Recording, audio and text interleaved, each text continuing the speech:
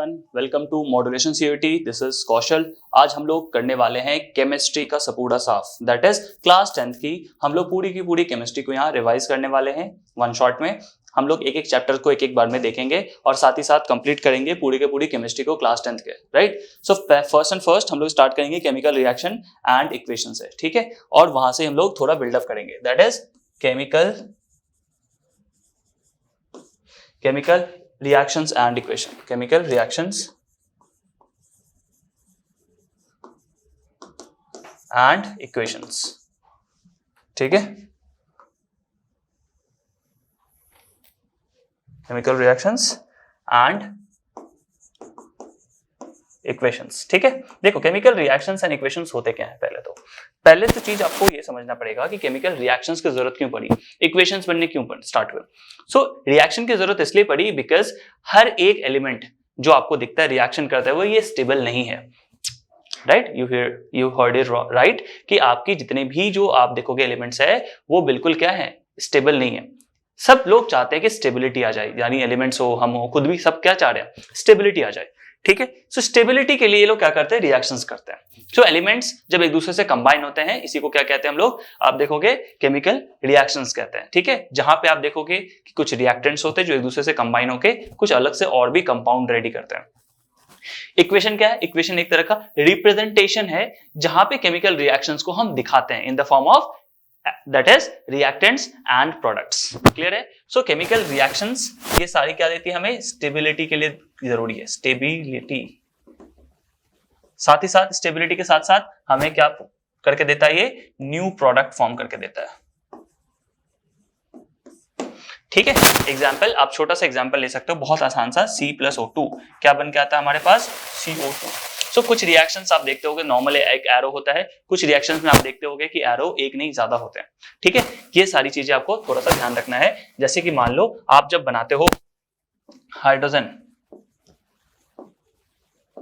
Plus nitrogen से, जब इनको मिलाते हो तो बनता है आपका पास अमोनिया। तो हम लोग सिंपल एक एरो नहीं देते, उस जगह पे एरो कैसा होता है, आप ध्यान से देखो, एरो हम बदल देते हैं ऐसा, ठीक है। क्योंकि कुछ रिएक्शंस क्या होते हैं, रिवर्सिबल होते हैं, यानी चेंज हो सकते हैं। इस अमोनिया को हम अगर चाहें तो ब्रेक करके क्या बना सकते हैं, हाइड्रोजन एंड नाइट्रोजन बना सकते हैं। सेम आप देखोगे हाइड्रोजन एंड ऑक्सीजन में होती है, जहां से हम वाटर बनाते हैं, वाटर को ब्रेक करके क्या बना सकते हैं, ऑक्सीजन एंड हाइड्रोजन बना सकते हैं। But there are certain reactions where you can not go back, right. यानी आपने जो अगर एक कंपाउंड बना दिया है उसके बाद पीछे आकर वो रिएक्टेंट्स अचीव नहीं कर सकते, उसको बोलते हैं irreversible chemical reactions.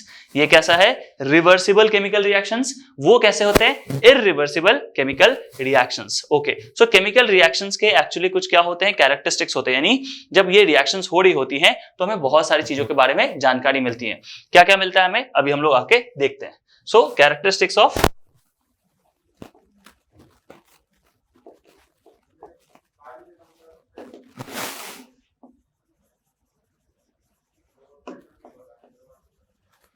Characteristics of chemical reactions. देखो बच्चों, तो केमिकल रिएक्शंस का क्या होता है, पहला देखो, एक तो सबसे इंपॉर्टेंट चीज क्या हो जाएगी, आप देखोगे कि इनका इवोल्यूशन ऑफ गैस होगा, गैस निकल के आती है बाहर जब हम लोग रिएक्शंस करते हैं, तो ऐसा इवोल्यूशन ऑफ गैस। दूसरा क्या होता है, change in state, change in state, ठीक है। आप मान लो गैस को मिला रहे थे और वो लिक्विड बन गया, चेंज इन कलर, कलर भी चेंज हो जाती है, ठीक है। कलर भी आप देखोगे क्या हो जाती है, चेंज हो जाती है। साथ ही साथ आप क्या देखोगे, चेंज इन टेम्परेचर, यानी कुछ रिएक्शंस कैसे होते हैं, बहुत ज्यादा आप देखोगे हीट निकाल कर देते, that is exothermic in nature होता है। साथ ही साथ फॉर्मेशन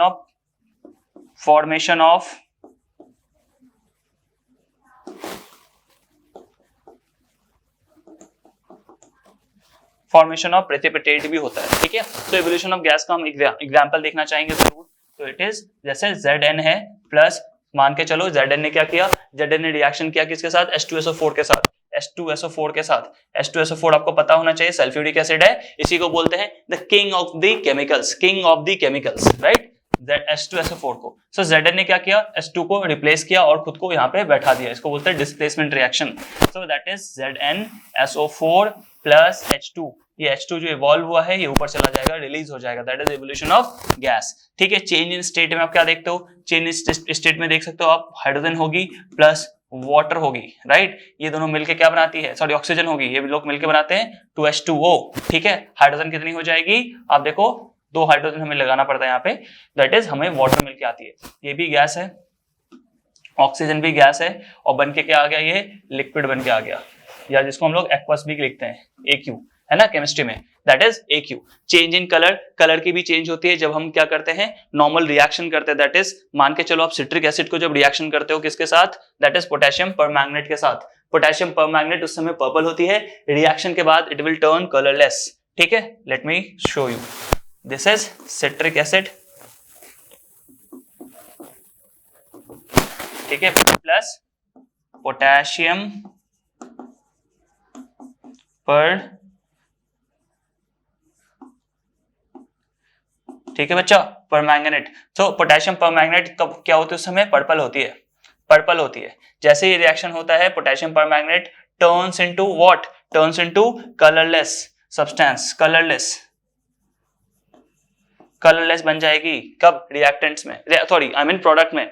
ठीक है, तो रिएक्टेंट में citric acid plus potassium permanganate है, लेकिन ये पर्पल कलर से किसमें कलर चेंज हो जाती है इसकी, that is zinc, I mean sorry colourless हो जाती है ये। ठीक है, यहाँ पे देखो जिंक क्या कर रही है, इसको डिस्प्लेस कर रही थी, और यहाँ पे हाइड्रोजन निकल के बाहर चला जा रहा था। चेंज इन टेम्परेचर, बहुत सारे ऐसे रिएक्शन है एक्सोथर्मिक जहां से बहुत ज्यादा हीट निकल के आ जाती है, बहुत ज्यादा गर्म रिएक्शन होता है, जिसमें आपने देखा होगा कभी न कभी रील्स में कि अचानक से कुछ ऐसा इंस्ट्रूमेंट डालते हैं और बहुत ज्यादा हीट बन के निकल के आता है। जैसे एग्जांपल, अगर आप मान लो सोडियम को वाटर में डाल दोगे, ठीक है, अचानक से इवोल्यूशन ऑफ हीट होगी, इवोल्यूशन ऑफ हीट होगी, आग लग जाती है वहां पे। ठीक है, formation of precipitate, formation of precipitate, precipitate का मतलब होता है कुछ रेसिड्यू रह जाना, कुछ ऐसा चीज रह जाना जो बाद में क्या होगा, निकल नहीं सकता, वहीं पे ये चीज क्या हो जाएगी, नीचे रखी रह जाएगी, है ना, यहाँ पे जमा रह जाएगा। ठीक है, तो हम लोग प्रेसिपिटेशन का ऑलरेडी देखेंगे, प्रेसिपिटेशन रिएक्शंस आगे, तो वहां पे हम लोग इस चीज को डिस्कस करने वाले हैं। अब इन सब के साथ ये जो प्रॉपर्टीज थी ये बहुत इंपॉर्टेंट थी, कुछ रिएक्शंस के साथ मैंने इसलिए आपको समझाया। आगे जो हम लोग करने वाले बच्चों, ये करने वाले सबसे इंपॉर्टेंट चीज that is type of chemical reactions, type of chemical reactions, जो कि बहुत ही ज्यादा जरूरी है।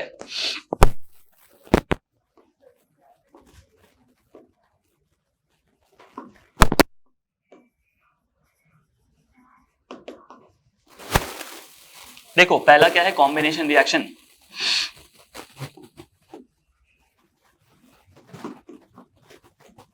कॉम्बिनेशन रिएक्शन में कुछ भी नहीं होता बच्चा, देखो क्या होगा, एक बार में ही जाके एक किसी एलिमेंट के साथ दूसरा एलिमेंट बस चिपक जाएगा, ठीक है, कंबाइन हो जाएगा। क्या है एग्जांपल, जैसे मान लो कार्बन है, ये ऑक्सीजन के साथ मिला और ये क्या बन गया, CO2 बन गया, सिंपल इज दैट। ठीक है, इसमें कुछ नहीं होता, अगर A और B को ऐड कर दोगे तो ये बन जाएगा भैया AB। ठीक है, this is basically combination reaction, ये इसका एग्जांपल है, सिंपल है बहुत ज्यादा, इसमें कुछ समझने जैसा कुछ भी नहीं है। ठीक है, combination reaction is direct addition reaction. ठीक है, कॉम्बिनेशन एग्जांपल का ये हो सकता है, साथ ही साथ अगर आपको दूसरा एग्जांपल चाहिए आप ये नॉर्मल एग्जांपल भी लिख के आ सकते हो। ठीक है, ये भी एग्जांपल क्या है, डायरेक्टली कॉम्बिनेशन रिएक्शन है, यहाँ पे कुछ भी हमने अलग से कोई डिस्प्लेस नहीं हो रहा, सिंपल सिंपल क्या हो रहा है, देखो आप ध्यान से, यहाँ पे क्या हो पा रहा है, दोनों ही आराम से क्या हो जा रहे हैं, ऐड हो जा रहे हैं। क्लियर है ये चीज, चलो next, decomposition reaction, next is decomposition reaction, next is decomposition।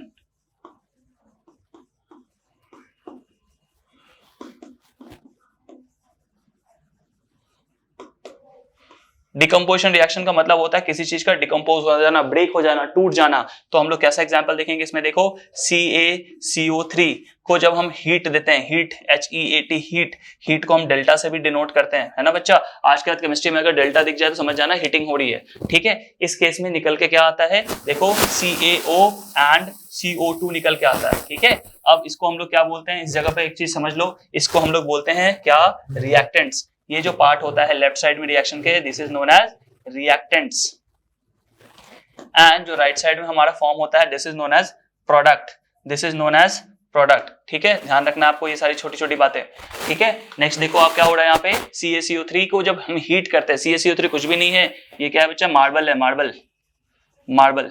ठीक है, ये नेचुरली भी फॉर्म होता है कहाँ पे, सी बेड में, सी के बिल्कुल बेड में क्या होता है, calcium oxide in reaction with carbon dioxide it turns into CaCO3 that is calcium carbonate. Very important, marble है ये, ठीक है। डिकम्पोजिशन रिएक्शन हो रही है यहाँ पे, डिकम्पोज हो रहा है कोई चीज, ठीक। Next is displacement reaction, next is displacement reaction.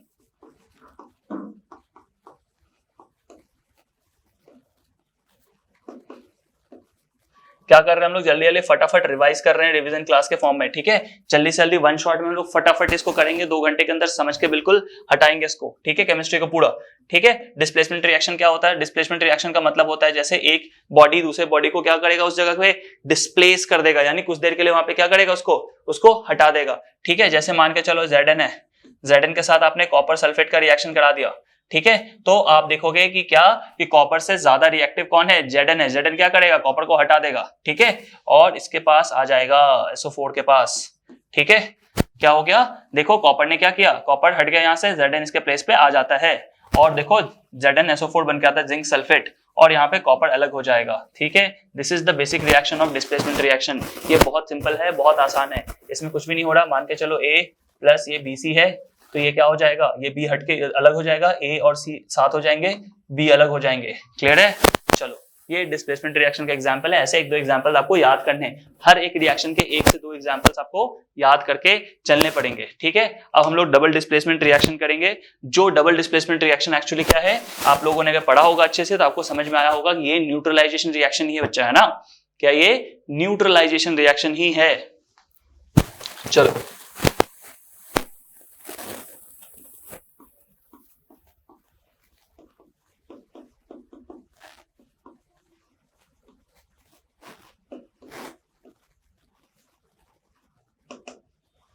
Double displacement reaction में देखो बच्चा क्या होता है। डबल डिस्प्लेसमेंट रिएक्शन में बेसिकली आप देखोगे कि एक रिएक्शन होगी, जैसे NaOH है, ठीक है, और HCl है, ठीक है। ये क्या होने वाला है, अब Na क्या करेगा, Cl के पास चला जाएगा, और यहाँ पे OH जो H के साथ आ जाएगा। तो अब देखो यहाँ पे फॉर्मेशन क्या होती है, ये देखो यहाँ पे फॉर्मेशन हो जाएगी NaCl की प्लस H2O की, ठीक है, NaCl प्लस H2O। अच्छा, एक इंपॉर्टेंट बात यहाँ पे ध्यान रखना आपको कि NaOH एक स्ट्रॉन्ग बेस है। क्या है ये, strong base acid and base के हिसाब से, ठीक है, and this is strong acid, ठीक है। ये एसिड और बेस मिलके क्या बना दे रहे हैं, यहाँ पे देखो ये सॉल्ट बना दे रहे हैं, सॉल्ट, और प्लस वाटर बन रहा है, प्लस वाटर बन रहा है। ये जो आपको मैंने यहाँ पे रिएक्शन लिख के दिया है, that is acid plus base is equal to salt and water, that is acid plus base या बेस प्लस एसिड, कोई फर्क नहीं पड़ता, is equal to salt and plus water. यही बच्चा क्या है, न्यूट्रलाइजेशन रिएक्शन रहता है, यही न्यूट्रलाइजेशन रिएक्शन कहलाता है। दिस इज न्यूट्रलाइजेशन रिएक्शन, ठीक है, न्यूट्रलाइजेशन रिएक्शन कहलाता है ये, ठीक है। चलो अच्छा, डबल डिस्प्लेसमेंट रिएक्शन में एक और अलग तरह का रिएक्शन होता है जिसको हम लोग बोलते हैं क्या, प्रिसिपिटेशन रिएक्शन। प्रिसिपिटेशन रिएक्शन, जब सिल्वर क्लोराइड क्या करेगा, सिल्वर क्लोराइड रिएक्ट करता है, सिल्वर क्लोराइड रिएक्ट करेगा, सॉरी सिल्वर क्लोराइड तो बनता है, AgNO3 जब रिएक्ट करेगा, सिल्वर नाइट्रेट जब रिएक्ट करेगा NaCl से, ठीक है। देखो यहाँ पे प्रिसिपिटेशन रिएक्शन, ठीक है, उसी का पार्ट है, तो उसको आपको समझना, डबल डिस्प्लेसमेंट का ही पार्ट है। सो इट इज जिसे प्रेसिपिटेट बनेगी, यानी कुछ रेसिड्यू रह जाएगा, प्रेसिपिटेशन रिएक्शन, ठीक है। प्रेसिपिटेशन रिएक्शन क्या होगा, यहाँ पे देखो, आप देखो कि यहाँ पे सिल्वर नाइट्रेट AgNO3 क्या करता है, रिएक्शन करता है किसके साथ, आप देखोगे NaCl के साथ, दैट इज सॉल्ट के साथ, ठीक है, कॉमन सॉल्ट है ये, है ना, कॉमन सॉल्ट बोलते हैं इसको, AgNO3 के साथ। तो AgNO क्या करेगा, AgNO3 में आप देखो डबल डिस्प्लेसमेंट ही अलग से डिस्प्लेस हो जाएगा, Ag किसके पास जाएगा, क्लोराइड के पास, NO3 किसके पास जाएगा, सोडियम के पास, that is AgCl silver chloride plus NaNO3 that is sodium nitrate बन रहा है, ठीक है। तो चलो ये आप समझ लो, ये है सिल्वर नाइट्रेट, लिख भी लो सिल्वर नाइट्रेट, ये है बच्चा क्या, सोडियम क्लोराइड,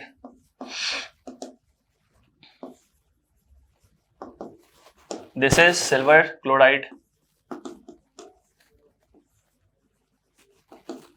यही है बच्चा क्या, प्रेसिपिटेट, नीचे जमा रह जाएगा रिएक्शन में, प्रेसिपिटेट है ये, इसको PPT भी बोलते हैं केमिस्ट्री में, ठीक है। And this is sodium nitrate, ध्यान से देखो, ये क्या हुआ, डबल डिस्प्लेसमेंट रिएक्शन हुआ है ना, ठीक है। तो दिस इज द एग्जाम्पल, ठीक है। नेक्स्ट हम लोग देखेंगे ऑक्सीडेशन एंड रिडक्शन, फिर हम लोग देखेंगे ऑक्सीडेशन का इन एवरीडे लाइफ क्या एग्जाम्पल्स हैं इसके, ठीक है। चलिए, ऑक्सीडेशन क्या होता है बच्चों, देखो ऑक्सीडेशन बहुत इंपॉर्टेंट है, बहुत ज्यादा इंपॉर्टेंट, बहुत ज्यादा इंपॉर्टेंट, ठीक है। चलो, ऑक्सीडेशन मतलब क्या होगा, सिंपल भाषा में समझाऊंगा मैं। सिंपल भाषा ये है कि एडिशन ऑफ ऑक्सीजन, या फिर क्या होता है, रिमूवल हाइड्रोजन, दोनों ही क्या करके देता है हमें, हाइड्रोजन दोनों ही हमें क्या करके देता है, ऑक्सीडेशन करके देता है। बहुत बढ़िया। फिर रिडक्शन क्या होता है, रिडक्शन क्या होता है बच्चा, रिडक्शन, ठीक है। देखो ऑक्सीडेशन में क्या हुआ, ऑक्सीजन आके जुड़ गया, किसी भी आप देखोगे रिएक्शन में क्या हो रहा है, ऑक्सीजन अगर आके जुड़ रहा है अलग से तो वो ऑक्सीडेशन हो रहा है, ऑक्सीडेशन रिएक्शन हो रही है। साथ ही साथ आप देखोगे अगर हाइड्रोजन वहां से निकल के चले जा रही है तो भी क्या होगा, तो भी वो ऑक्सीडेशन रिएक्शन है, ठीक है। रिडक्शन में क्या होता है बच्चा, देखो reduction is different, reduction means it is addition of hydrogen, just इसका उल्टा, हाइड्रोजन जोड़ दो किसी में, एडिशन ऑफ हाइड्रोजन, ठीक है। साथ ही साथ removal of oxygen, removal of oxygen, removal of oxygen, oxygen हटा दिया तो रिडक्शन हो गई, ठीक है। अब एक चीज समझो, यहीं पे समझ लो अच्छे से, क्योंकि बहुत इंपॉर्टेंट है, बहुत इंपॉर्टेंट मींस बहुत ज्यादा इंपॉर्टेंट है, आप लोग जरूर फंसते होगे इस चीज में। दैट इज ऑक्सीडाइजिंग एजेंट क्या होता है, ऑक्सीडाइजिंग एजेंट, ऑक्सीडाइजिंग, जेड भी लगता है, जेड लगता है तो वो अमेरिकन इंग्लिश है, एस लग रहा है तो ब्रिटिश इंग्लिश है, ऑक्सीडाइजिंग एजेंट, दोनों ही सही अपने जगह पे, जो लिखना है लिख सकते हो आप। ऑक्सीडाइजिंग एजेंट, अब बताओ ऑक्सीजन जोड़ना, तो जो किसी केमिकल रिएक्शन में किसी को ऑक्सीजन दे, किसी को अपना ऑक्सीजन दे तो वो ऑक्सीडाइजिंग एजेंट है, क्या कर रहा है, ऑक्सीजन अपना दे रहा है, ठीक है। The one who provides oxygen in the chemical reaction, जो अपना ऑक्सीजन देता है या प्रोवाइड करवाता है, ठीक है, वही क्या है, ऑक्सीडाइजिंग एजेंट है, ऑक्सीजन देने वाला, ठीक है। साथ ही साथ रिड्यूसिंग एजेंट कौन है, वो ऑक्सीजन देने वाला है, ये ऑक्सीजन लेने वाला है, ठीक है। The one who takes away oxygen in the chemical reaction, जो क्या करता है, केमिकल रिएक्शन में ऑक्सीजन ले लेता है, उसको क्या बोलते हैं, रिड्यूसिंग एजेंट कहते हैं। कोई दिक्कत नहीं, कोई तकलीफ नहीं, बहुत आसान बातें हैं। क्या बोला मैंने, ऑक्सीडेशन का मतलब एडिशन ऑफ ऑक्सीजन, रिडक्शन मतलब एडिशन ऑफ हाइड्रोजन, और रिमूवल ऑफ ऑक्सीजन, जो रिमूव कर देगा ऑक्सीजन उसी को क्या बोल देंगे, रिड्यूसिंग एजेंट कह देंगे। सिंपल है, बहुत आसान है, आराम आराम से जल्दी जल्दी करना। इस चैप्टर में इतनी ज्यादा डिटेलिंग या इतना ज्यादा कॉन्सेप्ट नहीं है कि बहुत ज्यादा आप भी समय लगाओगे, फटाफट रिवाइज करके चलना है और अच्छे से रेडी करना है इसको, ठीक है। अब देखो ऑक्सीडेशन का रियल लाइफ में क्या एग्जाम्पल है।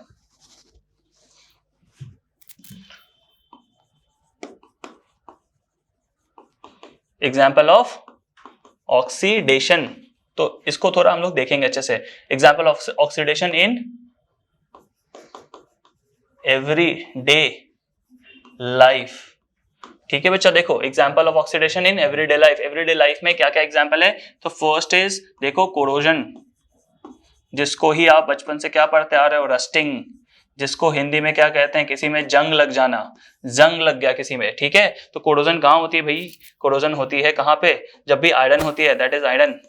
आयरन में क्या करते हो आप, दैट इज आप देखोगे वाटर वेपर से, वाटर वेपर से क्या करता है, अपना ऑक्सीजन ले लेता है और क्या बनाता है, आयरन के ऑक्साइड बनाते हैं, आयरन का ऑक्साइड बनता है, ठीक है। इसी को क्या बोलते हैं हम लोग, कोरोजन कहते हैं, यानी रस्टिंग होती है, इसको रस्टिंग कहते हैं, ठीक है। तो जब कभी भी आप देखोगे मेटालिक ऑक्साइड बनेगी, आयरन के साथ ऑक्साइड बनना मतलब मेटालिक ऑक्साइड बनता है, तो ये कैसा होता है, basic in nature, basic in nature होता है बच्चा, बेसिक इन नेचर, ठीक है, याद रखना इस बात को, ठीक है। दूसरा आपको क्या पढ़ना है, दूसरा आपको पढ़ना है भाई क्या, रेंसिडिटी। अच्छा, यहाँ पे एक चीज और समझ लो कि आप कैसे हटाओगे रस्टिंग को, रस्टिंग को कैसे प्रिवेंट करोगे, रस्टिंग को प्रिवेंट कैसे कर सकते हो। तो रस्टिंग को प्रिवेंट करने के लिए देखो कुछ मेथड्स हैं, ठीक है, कुछ मेथड्स हैं, देखो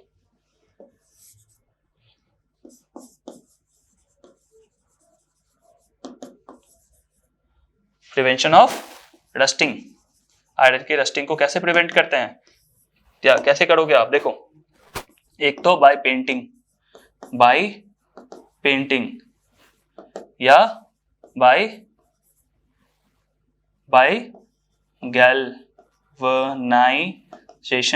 गैल्वेनाइजेशन में क्या करते हैं, आयरन पे क्या करते हैं, किसकी कोटिंग लगाते हैं, किसकी कोटिंग लगा देंगे, इस पे आयरन है, आयरन पे किसकी कोटिंग लगा दे रहे हैं, जिंक। ठीक है, आयरन पे किसकी कोटिंग लगाते हैं, जिंक की, ताकि उसकी लाइफ बढ़ जाए। आयरन पे किसकी कोटिंग लगा रहे हैं, जिंक की, ताकि उसकी लाइफ बढ़ जाए। कौन सा प्रोसेस है भैया, गैल्वेनाइजेशन प्रोसेस है। ठीक है, बाय पेंट करके क्या कर सकते हो आप, रस्टिंग के प्रोसेस को स्लो कर सकते हो, सो दैट वो जो आयरन है एक्सपोज ना हो जाए एयर में और जल्दी जल्दी रस्ट ना होने लगे। ठीक है, आपको ये बात ध्यान रखनी है। चलो, तो ये हो गया अपना कोरोजन को हम लोग इस तरह से ठीक कर सकते हैं। ठीक है, चलो अब एक सिंपल सी बात समझो, रैंसिडिटी क्या होती है, ये भी एक इंपॉर्टेंट एग्जांपल है किसका, ऑक्सीडेशन इन एवरीडे लाइफ का। ठीक है, चलो देखो दूसरी बात,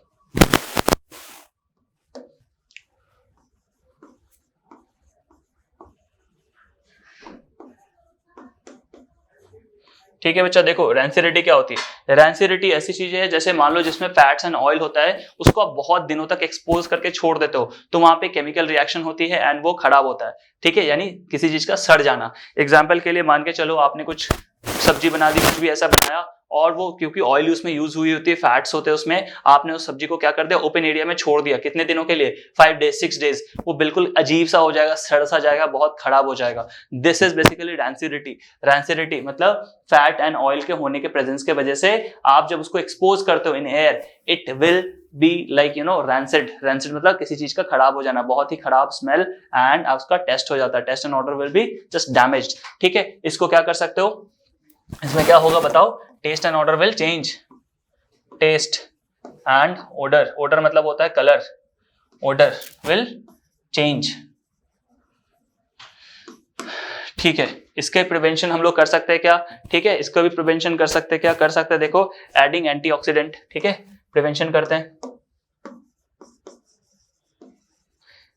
यानी ऑक्सीजन नहीं आ रही थी ना इसमें। ठीक है, प्रिवेंशन क्या क्या हो सकता है बताओ, पहला तो ये हो जाएगा एडिंग एंटीऑक्सीडेंट, एडिंग एंटीऑक्सीडेंट।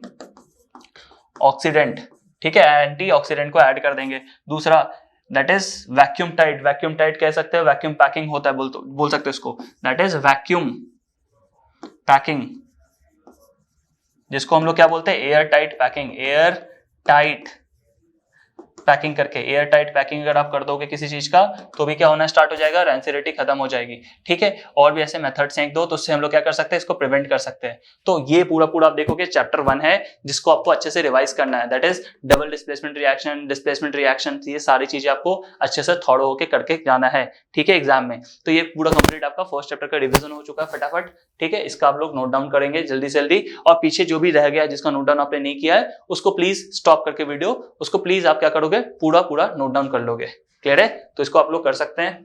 तो अभी हम लोग यहाँ पे चैप्टर नंबर 2 करने वाले, that is acid base and salt. ठीक है, एसिड बेस एंड सॉल्ट को हम लोग अभी यहाँ पे देखेंगे। Acid base and salt. ठीक है, एसिड बेस एंड सॉल्ट में आपको नोटिस करना है कि आपको क्या करना है, पहले तो एसिड बेस एंड सॉल्ट होता है ये सब पता करना है, लेकिन साथ ही साथ कुछ आपको क्या करना है, आपको एक्चुअली कॉम्पोजिशन देखने हैं, दैट इज कितने तरह के होते हैं, क्या नहीं होता, ये सारे कुछ समझना है। दैट इज मैटर का क्लासिफिकेशन थोड़ा समझना पड़ेगा। ठीक है, मैटर का क्लासिफिकेशन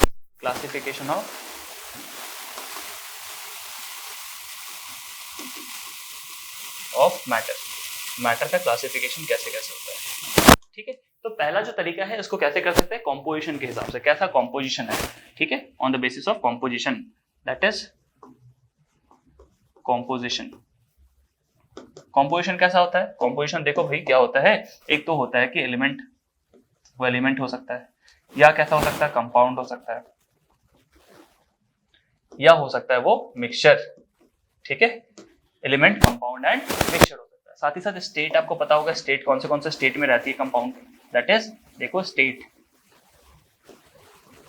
ये मैटर के क्लासिफिकेशन है। स्टेट कौन से स्टेट में रह सकता है बताओ, एक होता है, आप देखो, एक होगा सॉलिड, लिक्विड, और क्या होगा, and gas, solid, liquid and gas. ठीक है, थर्ड क्या है, ठीक है, एक तो हो गया स्टेट, दूसरा सॉल्युबिलिटी। सॉल्युबिलिटी के हिसाब से आप देखोगे तीन तरह के सॉल्युबिलिटी होती है, दैट इज प्योर सॉल्यूशन, ठीक है, ये आपको क्लास 9 में पढ़ना पड़ रहा होगा, pure solution. Next is colloids and suspension, ठीक है। नेक्स्ट चलिए देखिए solubility और क्या हो सकता है, और देखो सॉल्युबिलिटी हो गया, साथ ही साथ आप देखोगे टाइप्स ऑफ मिक्सचर्स कितने होते हैं, मिक्सचर्स भी दो तरह के होते हैं, मिक्सचर दो तरह के, एक होते हैं होमोजेनियस, एक होता है heterogeneous. Homogeneous mixture and heterogeneous mixture, ठीक है, homogeneous mixture and heterogeneous mixture होती है, ठीक है। साथ ही साथ आप देखो इधर जो मिक्सचर्स हो गए उसके साथ क्या होगा, टाइप्स ऑफ, आप देखोगे कंपाउंड, टाइप्स ऑफ कंपाउंड कैसे कैसे होता है, टाइप्स ऑफ कंपाउंड, यानी कंपाउंड्स भी कितने तरह के होंगे, कंपाउंड्स जो बनते हैं वो दो तरह से बनते हैं, क्या, ionic compound and covalent compound, ठीक है। ये तो बेसिक क्लासिफिकेशन हमारा, ठीक, जो मैटर को क्लासिफाई करता है, ठीक है। अब हम लोग आएंगे एसिड पे। एसिड क्या होती है, एसिड क्या होगी, देखो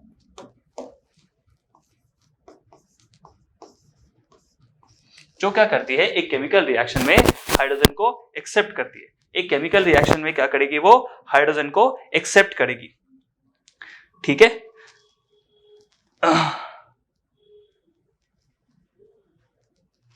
ठीक है, चलो, सॉरी मैंने एसिड के लिए बता दिया, वो बेस का है। एसिड क्या होती है, एसिड एक्चुअली डोनेट करती है, नॉट एक्सेप्ट, ठीक है, मैंने बेस का सोच के बताते चला गया। एसिड एक्चुअली क्या करेगी, आप देखोगे प्रोटॉन्स को छोड़ती है, प्रोटॉन्स को छोड़ना मतलब आप देखोगे हाइड्रोजन को छोड़ना, ठीक है। चलो, एसिड का मेन क्लासिफिकेशन अब क्या देखोगे, इट रिलीजेस H+ आयंस, ठीक है, H+ ions, that is liberates hydrogen, ठीक है। कैसा टेस्ट होता है इसका, सार होता है टेस्ट में, ठीक है। नेक्स्ट देखो, बेस के बारे में आपको थोड़ा जानना है, बेस कैसे होगी, इट रिलीजेस H+ आयंस था, वो एक्सेप्ट करेगा, इट एक्सेप्ट्स H+ आयंस, ठीक है, यानी एक्सेप्ट्स हाइड्रोजन को ये लेता है, ठीक है। जो भी बेसिस होते हैं वो हाइड्रोजन को क्या करेगा, लेना स्टार्ट करेगा, और ये बिटर टेस्ट का होता है, साथ ही साथ ये स्लिपरी नेचर का भी होगा, स्लिपरी,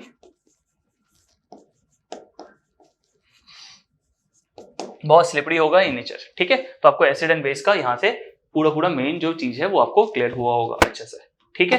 कुछ एग्जांपल्स आपको एसिड के और बेसिस के थोड़े बहुत पता होने चाहिए। एसिड के रिएक्शंस जैसे बहुत सारे एग्जांपल्स हैं, ठीक है। एसिड्स में एग्जांपल क्या देख सकते हैं हम लोग, जैसे मान लो H2SO4 हो गया, ठीक है, सल्फ्यूरिक एसिड है, ठीक है। आप देखोगे HCl हो गया, हाइड्रोक्लोरिक एसिड है, ठीक है, HNO3 हो गया, नाइट्रिक एसिड है, ये सारे एग्जाम्पल्स हैं।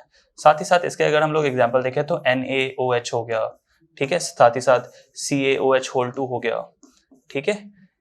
इस तरह से आप देखोगे MgOH2 हो गया, ये सारे क्या हैं, ये बेसिस हैं, ठीक। अब हम लोग देखेंगे यहाँ पे दो ऐसे इंपॉर्टेंट कॉन्सेप्ट जो एक्चुअली एसिड एंड बेसिस के आइडेंटिफिकेशन के लिए लाए गए, ठीक है। एक है आर्हेनियस थ्योरी, दूसरा है ब्रॉन्स्टेड-लॉरी थ्योरी, ठीक है। ब्रॉन्स्टेड एंड लॉरी दो अलग अलग क्या है यहाँ पे साइंटिस्ट होंगे। सो आर्हेनियस थ्योरी में देखो क्या दिया गया कि एसिड वो होते हैं जो H+ आयंस और H3O आयंस को क्या करते हैं, लिबरेट करते हैं ड्यूरिंग डिसोसिएशन, यानी अगर पानी में अगर इनको ब्रेक किया जाए, पानी में अगर इनको रख के, पानी है यहाँ पे, इसमें रख के अगर आपने किसी एक सब्सटेंस को डिसोसिएट किया, तोड़ा है, तो ये क्या बनना चाहिए, H+ रिलीज करना चाहिए, H3O+ रिलीज करना चाहिए। अगर वो कर देता है तो ये एसिड है, अगर ये कर रहा है तो ये एसिड है। यानी पानी में आप क्या करोगे, एक एसिड को डालोगे, जैसे हमने एसिड को डाला क्या निकल के आएगा, तो H+ बनेगा या H3O+ बनेगा, ठीक है। इस इज कॉल्ड हाइड्रोनियम आयन, ठीक है, हाइड्रोनियम आयन है वो, ठीक है। इसी तरह से आप बेस का देखोगे तो बेस में क्या है, it gives away OH negative ions, OH negative ions आपको देखने को मिलेंगे। यानी आप देखो इस तरह से कुछ है रिएक्शन और इसमें मान लो वाटर है, पानी है, आप बेस को जैसे इसमें डालोगे, बेस को जैसे आप डालोगे इसमें ऐसे, बेस को जैसे डालोगे आपको क्या मिलना स्टार्ट हो जाएगा, OH नेगेटिव आयंस मिलने स्टार्ट हो जाएंगे। तो ये भी क्या हो जाएगा, बेस हो जाएगा। ये हमें आइडेंटिफिकेशन के लिए काम आता है। आइडेंटिफाई करते हैं हम लोग एसिड है या बेस है। ये किनका थ्योरी है, ये आर्हेनियस का थ्योरी, आर्हेनियस नाम के साइंटिस्ट है, उन्होंने ये थ्योरी दिया था। क्लियर है, याद हो जाएगा अच्छे से। नेक्स्ट पार्ट हम चलते हैं किस पे, that is Bronsted Lowry theory पे। ब्रॉन्स्टेड लॉरी थ्योरी ने सिंपल से बता दिया कि जो भी H+ आयंस को क्या करेगा, H+ आयंस को डोनेट करेगा, H+ आयन को डोनेट करेगा, ठीक है, H+ आयंस को डोनेट करेगा, वो क्या हो जाएगा एसिड, और जो H+ आयंस को एक्सेप्ट करेगा, लेगा, वो हो जाएगा बेस, वो हो जाएगा बेस। सिंपल है, ठीक है। एसिड के लिए हमने ऑलरेडी बताया कैसा टेस्ट है, ठीक है। आप देखोगे सार टेस्ट है और इसका बिटर टेस्ट है। आपको इसके जो कैरेक्टरिस्टिक्स हैं वो आपको याद होंगे, एसिड एंड बेस के आपको याद करना पड़ेगा, एसिड एंड बेस का क्या इनके कैरेक्टरिस्टिक्स, ठीक है। एग्जाम के लिए इनके कैरेक्टरिस्टिक्स बहुत इंपॉर्टेंट, इनको आप याद कर लोगे, ठीक है। एसिड बेस का डिफरेंस अगर आपको दिख जाए तो वो भी आप याद कर लोगे, ठीक है। अब नेक्स्ट है दैट इज कॉल्ड इंडिकेटर्स, जिससे हमें पता चल पाता है ये एसिड है या बेस है। तो पहला हमारा इंडिकेटर क्या है, लिटमस, ठीक है। लिटमस, लिटमस हमारा कैसा होता है, तीन हम लोग अलग अलग सोल्यूशन लेते हैं, क्या, एक इन न्यूट्रल सॉल्यूशन, दूसरा हम लोग लेते हैं इन एसिडिक सॉल्यूशन, ठीक है, और थर्ड है इन बेसिक सॉल्यूशन। क्या मतलब है कि अगर मान लो आपके पास क्या है, आपके पास लिटमस पेपर है, तो अगर आप न्यूट्रल सॉल्यूशन में डालोगे तो इसका कलर क्या आएगा, ठीक है। आप जब इसको न्यूट्रल सॉल्यूशन में डालोगे तो इसका कलर हो जाएगा पर्पल, यानी आपने किसी सॉल्यूशन में डाला और पर्पल कलर निकला, दैट मींस वो सॉल्यूशन कैसा है, न्यूट्रल है। आपने अगर किसी सॉल्यूशन में डाला और वो रेड निकल के आ गया, रेड, तो क्या होगा, वो एसिड होगा। और आपने ही लिटमस का पेपर लिया और किसी सॉल्यूशन में डाला और वापस से निकालते हो, अगर वो बेटा क्या हो जा रहा है, वो बेसिकली अगर आपका ब्लू हो जा रहा है तो क्या होगा, वो बेस होगा, ठीक है। समझ पाए हो इस बात को। तो यानी आपके पास इंडिकेटर्स मतलब जिससे आप जान पा रहे हो कि क्या क्या आपके पास ऑप्शंस आ रहे हैं, क्या क्या आपके पास ऑप्शंस आ रहे हैं, ठीक है। इसी तरह से आपको मिथाइल ऑरेंज का भी पढ़ना है, मिथाइल ऑरेंज का पढ़ना आपको, ठीक है। नेक्स्ट देखो मिथाइल ऑरेंज, मिथाइल ऑरेंज में भी हम लोग सेम करेंगे, एक neutral solution that is neutral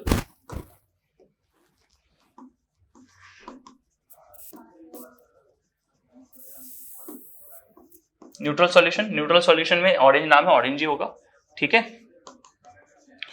in acidic solution और साथ ही साथ इन बेसिक सॉल्यूशन, ठीक है।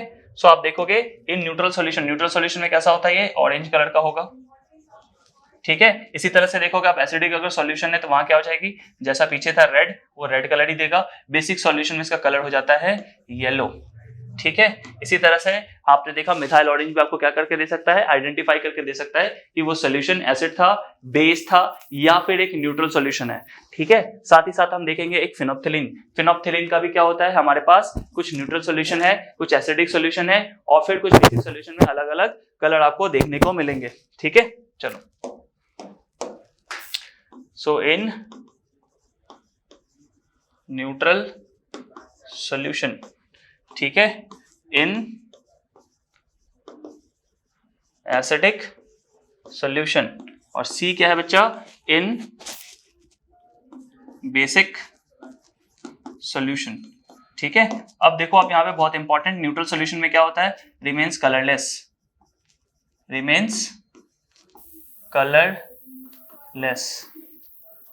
कलरलेस कहाँ, एसिड में भी, और बेस में कौन सा कलर देता है, ये पिंक कलर का देता है, ठीक है। और ये वैनिश हो जाती है, ये जो ये वाला है ये वैनिश हो जाती है। हम लोग स्कूल के टाइम में इससे क्या करते थे, होली खेलते थे, ठीक है। बनाया और एक दूसरे के बॉडी पे फेंक देते थे, व्हाइट कलर का शर्ट होता था, पूरा पिंक हो जाता था, कुछ समय के बाद इसकी कलर निकल जाती है, दैट इज ये वैनिश हो जाता है, ठीक है। तो फिनोप्थिलीन, हाँ ये नहीं कि खेलने लगना कभी कल को, है ना, आंख में डाल देना, बोलना सर कौशल सर ने बोला था, है ना, ठीक है। तो ध्यान से इन सब चीजों में नहीं, दैट इज शर्ट की बात कर रहा हूँ, स्किन की बात नहीं कर रहा, ठीक है, ध्यान रखना इसको। तो फिनोप्थिलीन आपकी हो गई, ठीक। अभी आपको क्या करना है, आपको देखना है एसिड बेस रिएक्शन को लेकर, ठीक है। एसिड और बेस एक दूसरे से रिएक्शन करके क्या क्या हमें बना के देंगे, ठीक है। एसिड का रिएक्शन देखेंगे, साथ ही साथ हम देखेंगे किसका, बेस का रिएक्शन, ठीक। चलो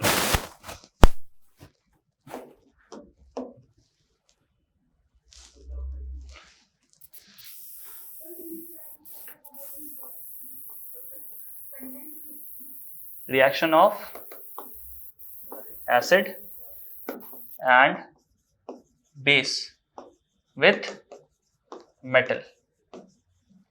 ठीक है, एसिड और बेस रिएक्ट करके क्या बनाता है? तो देखो पहला तो आप रिएक्शन देखोगे एसिड के साथ, मान के चलो ये जो एसिड है वो रिएक्ट करेगी मेटल के साथ, और आपको क्या क्या ला के देगी? एसिड जब आपका रिएक्ट करेगा किसके साथ? मेटल के साथ। ठीक है,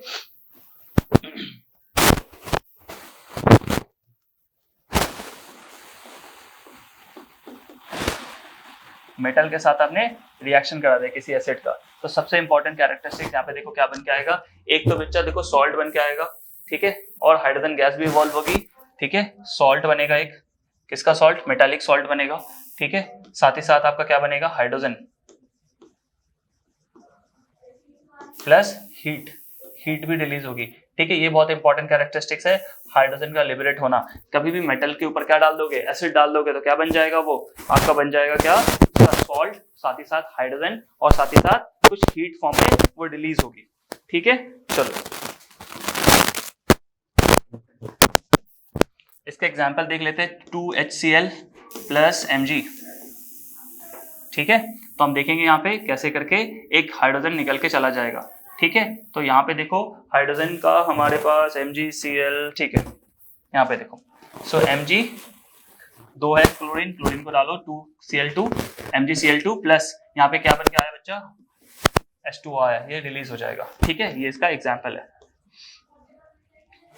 ठीक है, चलो दूसरा पॉइंट क्या है हमारे पास? एसिड के साथ जब, सॉरी एसिड नहीं, बेस के साथ जब मेटल रिएक्ट करेगा, बेस के साथ जब मेटल रिएक्ट करते हैं, बेस के साथ जब मेटल रिएक्ट करते हैं तब भी क्या बनता है? सॉल्ट बनेगा प्लस हाइड्रोजन बनेगा प्लस हीट रिलीज होगी। ठीक है, प्लस हीट रिलीज होगी। ठीक है, इसका एग्जांपल हम लोग क्या देख सकते हैं कि जब हम लोग NaOH के साथ रिएक्शन कराएंगे Zn का जब रिएक्शन कराएंगे तो क्या बन के आएगा? तो क्या बन के आएगा? ठीक है, देखो Zn का रिएक्शन करवाते हैं किसके साथ? NaOH के साथ। ठीक है, 2NaOH के साथ रिएक्शन करा देंगे। तो जब हम लोग इसका रिएक्शन कराएंगे Zn के साथ, जिंक के साथ, ठीक है, तो हमारे पास जो रिएक्शन बन के आएगा, ये देखो Na2, 2 नाइट्रोजन है, ठीक है, साथ ही साथ Zn एक ही है, Zn एक आएगा। ठीक है, और ऑक्सीजन देखो 2 बन चुके हैं, तो 2 ऑक्सीजन बन के आएंगे और प्लस H2 आएगा, ये भी लिबरेट हो जाता है। ठीक है, ठीक है, तो ये आपको देखो बन के आ रहा है क्या? Na2ZnO2, Na2ZnO2, और साथ ही साथ हाइड्रोजन लिबरेट हो रही है। तो ये बहुत इंपॉर्टेंट है, आपको ध्यान रखना है ये बात। ठीक है, ये इंपॉर्टेंट है कि दोनों ही केसेस में क्या होती है? एसिड और बेस दोनों ही केसेस में क्या हो रही है? मेटल के साथ जब भी ये रिएक्शन करती है क्या बन के आती है? एक सॉल्ट बनती है और हाइड्रोजन लिबरेट होता है, एक सॉल्ट बनती है और हाइड्रोजन लिबरेट होता है। ठीक है, इसका ध्यान रखना है आपको, ये बहुत इंपॉर्टेंट चीज है, ये बहुत इंपॉर्टेंट कॉन्सेप्ट है जो आपको ध्यान रखना पड़ेगा। ठीक है, चलो इसको नोट डाउन कर लेंगे फटाफट। नेक्स्ट देखेंगे हम लोग reaction of acid with metal, that is metal carbonates and metal bicarbonates. ठीक है, reaction of acid with metal carbonates and bicarbonates. Reaction of acids with metal carbonates and bicarbonates। ठीक है, bicarbonates. So carbonates and bicarbonates क्या होता है? Carbonates होते हैं simple, देखो आप, दिस इज CO3 होगा मेटल, और बाइकार्बोनेट मतलब जिसमें H लग जाता है। ठीक है, एक एक एग्जांपल देख लेते हैं हम लोग। देखो जैसे आप करोगे रिएक्शन का किसी एसिड का, जैसे मान के चलो HCl ले लेते हैं, 2HCl, ठीक है, और हम लोग किसी कार्बोनेट को ले लेते हैं, दैट इज CaCO3। तो जब रिएक्शन आएगी तो इसका क्या आएगा? देखो आप, CaCl2 बन के आएगा, दैट इज कैल्शियम क्लोराइड बन के आ जाएगा।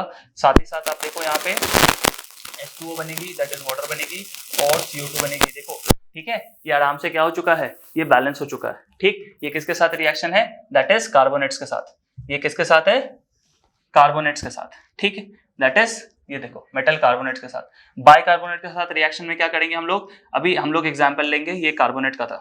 ठीक है, यहाँ लिख लो कार्बोनेट का रिएक्शन ये। हम लोग बाइकार्बोनेट का एग्जाम्पल लेंगे।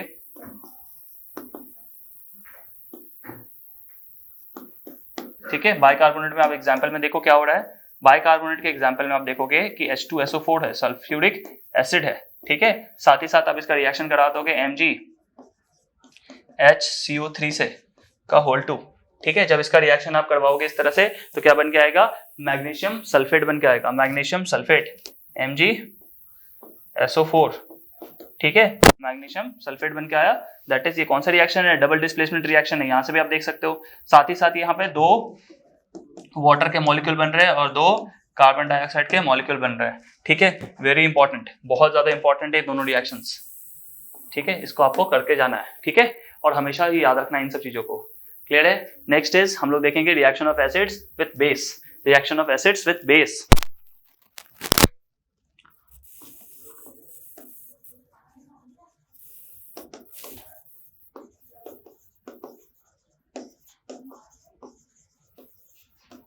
Reaction of acids and bases, ठीक है, इस रिएक्शन को क्या कहते हैं बच्चा, इसी को बोलते हैं न्यूट्रलाइजेशन रिएक्शन।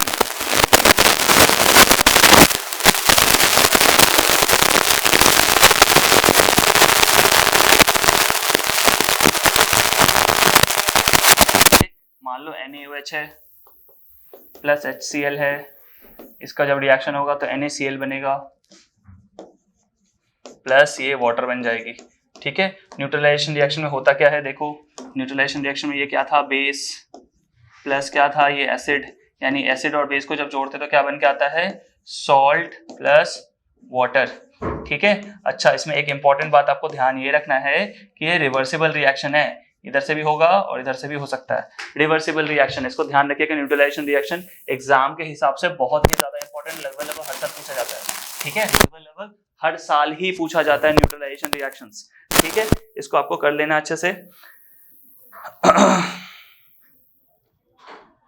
चलो, अब आपको थोड़ा सा ध्यान रखना है क्या, कि आपको बेसिस एंड एल्कली के बारे में थोड़ा समझना है, ठीक है, that is basis and alkali के बारे में।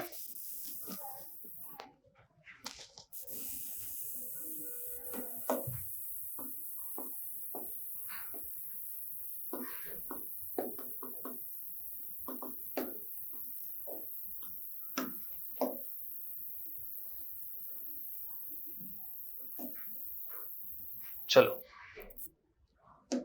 एक चीज समझो, ये जो एल्कलीज हैं ये क्या है, ऐसे bases which are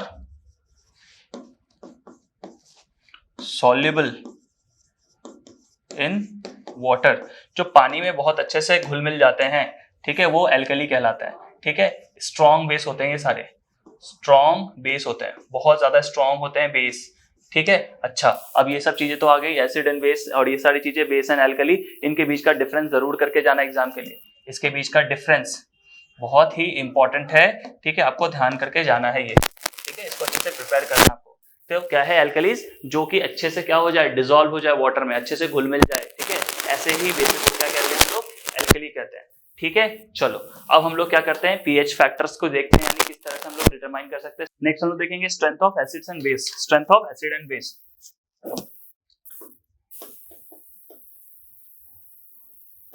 strength of acid and strength of acid and base किससे निकालते हैं हम लोग, एक पीएच फैक्टर होता है, दैट इज एक स्केल होती है, ठीक है, स्केल होती है जहां से हम लोग नापते हैं, ठीक है, ये 0 है और ये 14 तक जाता है स्केल, ठीक है, यहाँ 1 2 3 4 5 6 7 8 9 10 11 12 13 थोड़ा 14, दैट इज 1 2 3 4 6 7 8 9 10, ठीक है, 11 12 13 और 14, ठीक है। जब कभी भी आप देखोगे कि जो 7 है, 7 से नीचे जितने भी हैं ये सारे क्या हैं, एसिड है, और 7 के बाद यानी इस जंक्शन के बाद, ठीक है, जितने भी हैं ये सब क्या हैं, ये है बेस, ठीक है। इंपॉर्टेंट कुछ पैरामीटर्स बता रहा हूं, आप यहीं से नोट डाउन कर लेंगे, ठीक है। दैट इज, आप देखो जो 7 होता है, 7 के पास एग्जैक्ट 7 पे जो होगा वो क्या होगा, वो होगा भाई amphoteric in nature, amphoteric in nature, यानी वो एसिड भी है और बेस भी है, दोनों प्रॉपर्टी एग्जिबिट करता है, ठीक है। एम्फोटेरिक इन नेचर, वाटर को जनरली बोला जाता है amphoteric in nature, but water का एग्जैक्ट जो पीएच है वो थोड़ा अलग है, ठीक है, ध्यान रखना है, चलो कुछ इंपॉर्टेंट जो चीजें हैं वो आपको बता दूं। 10 पे क्या होता है, 10 पे आपको याद रखना है milk of magnesia, milk of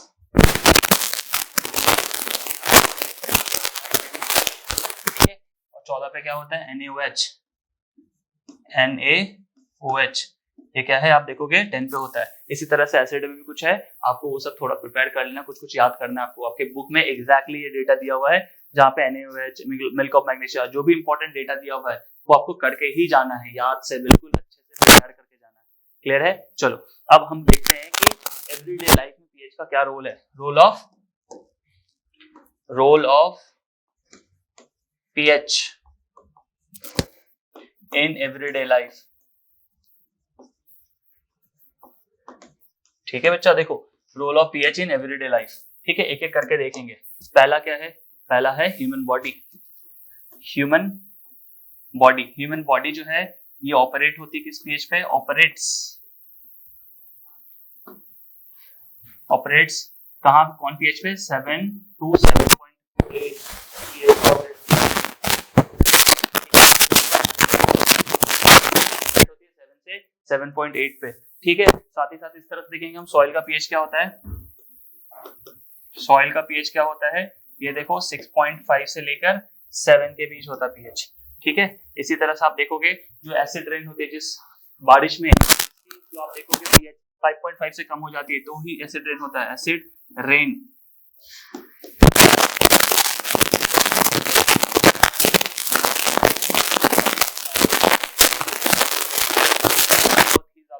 data बता रहा हूं, ये सब आपको करना है। ठीक है, ह्यूमन बॉडी का तो भाई 7 to 7.8 है, लेकिन ह्यूमन की जो डाइजेस्टिव सिस्टम है यानी पेट, आंत, स्टमक, ठीक है, वहां का डाइजेस्टिव सिस्टम बहुत क्या है हमारा, बहुत एसिडिक है।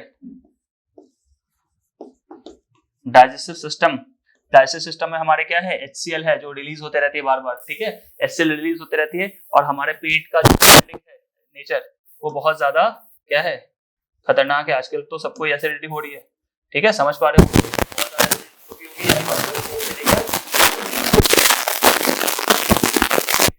ध्यान रखिए इस चीज को, बहुत ही जरूरी कॉन्सेप्ट है ये सारे।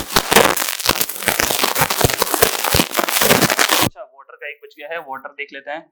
वाटर का पीएच क्या होता है, जनरली एम्फोटेरिक होता है, बट ये थोड़ा सा बेसिक इन नेचर होता है, 7.4 होती है। ठीक है, अच्छा एक चीज और देख लो, पीएच जो होती है किसी सेल्फ डिफेंस करने के लिए भी कुछ जानवरों में होती है। यानी आप देखोगे कि जैसे मान लो बी स्टिंग करती है, यानी जो मधुमक्खियां काटती है उसके अंदर क्या होती है, उसके अंदर देखोगे आप एसिड होती है। तो जब वो स्टिंग करती है आपको क्या करना चाहिए, कुछ बेसिक चीजों से उसको घस देना चाहिए, घिस देना चाहिए। दैट इज सोडियम हाइड्रोक्साइड हो अगर आपके पास, या कैल्शियम हाइड्रोक्साइड है, तुरंत आपको क्या मिलेगा, आराम मिलेगा। अच्छा ठीक है,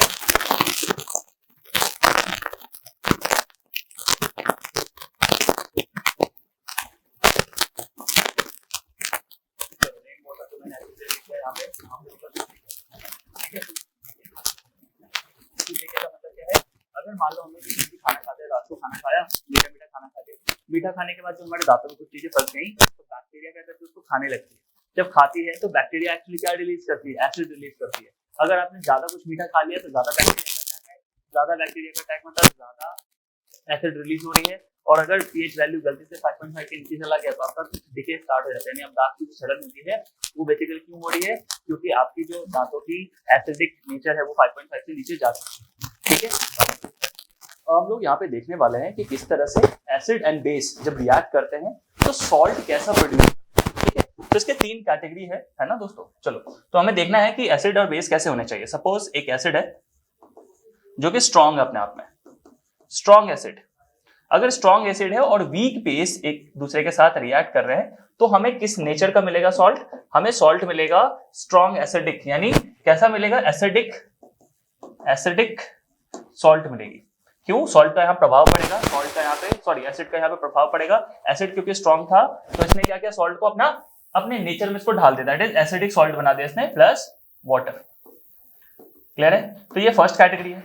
सेकंड कैटेगरी अगर आपको देखना है तो this is the first category. Second category क्या होता है, जब हम लोग देखेंगे कि वीक एसिड रिएक्ट करेगी किसके साथ, स्ट्रॉन्ग बेस के साथ। सॉरी वीक यहाँ पे मैंने बेस नहीं लिखा, ठीक है, ये देखिए वीक बेस, राइट। इसी का जस्ट उल्टा वीक एसिड अगर हम लोग ले लें, वीक एसिड अगर ले लें और स्ट्रॉन्ग बेस ले, स्ट्रॉन्ग अगर बेस को ले लें, ठीक है, तो बच्चों यहाँ पे हो क्या जाएगा, देखो आप ध्यान से, वीक एसिड है स्ट्रॉन्ग बेस है, तो कैसा होगा, बेसिक सॉल्ट बनेगा, बेसिक सॉल्ट यहाँ पे बन के आएगा, और आप देखोगे यहाँ पे वाटर भी रिलीज होगी, क्योंकि न्यूट्रलाइजेशन रिएक्शन का ये बेसिक सा आप देखोगे फंडा। थर्ड देखो आप अच्छे से यहाँ पे, अगर दोनों स्ट्रॉन्ग हो जाए, strong acid plus strong base, ठीक है, तो ये अगर हो जाए तो आप देखोगे क्या हो रहा है यहाँ पे जो बन के आएगी वो न्यूट्रल सॉल्ट, न्यूट्रल सॉल्ट, ना ही एसिडिक ना ही या बेस, सीधा क्या बनेगा, न्यूट्रल सॉल्ट, और यहाँ पे वाटर तो बन ही रही है। क्लियर है, तो इस चीज को आप लोग ध्यान रखेंगे, बहुत सिंपल चीज है, आराम से इसको कर लेना। चलो नेक्स्ट पार्ट हम लोग देखेंगे, कुछ इंपॉर्टेंट जो आपके जो सिलेबस के लास्ट पार्ट में है वो क्या है, आपको ब्लीचिंग पाउडर पढ़ना, आपको बेकिंग सोडा पढ़ना और आपको वॉशिंग सोडा पढ़ना है, साथ ही साथ आपको पीओपी पढ़ना, that is plaster of Paris पढ़ना है, ठीक है।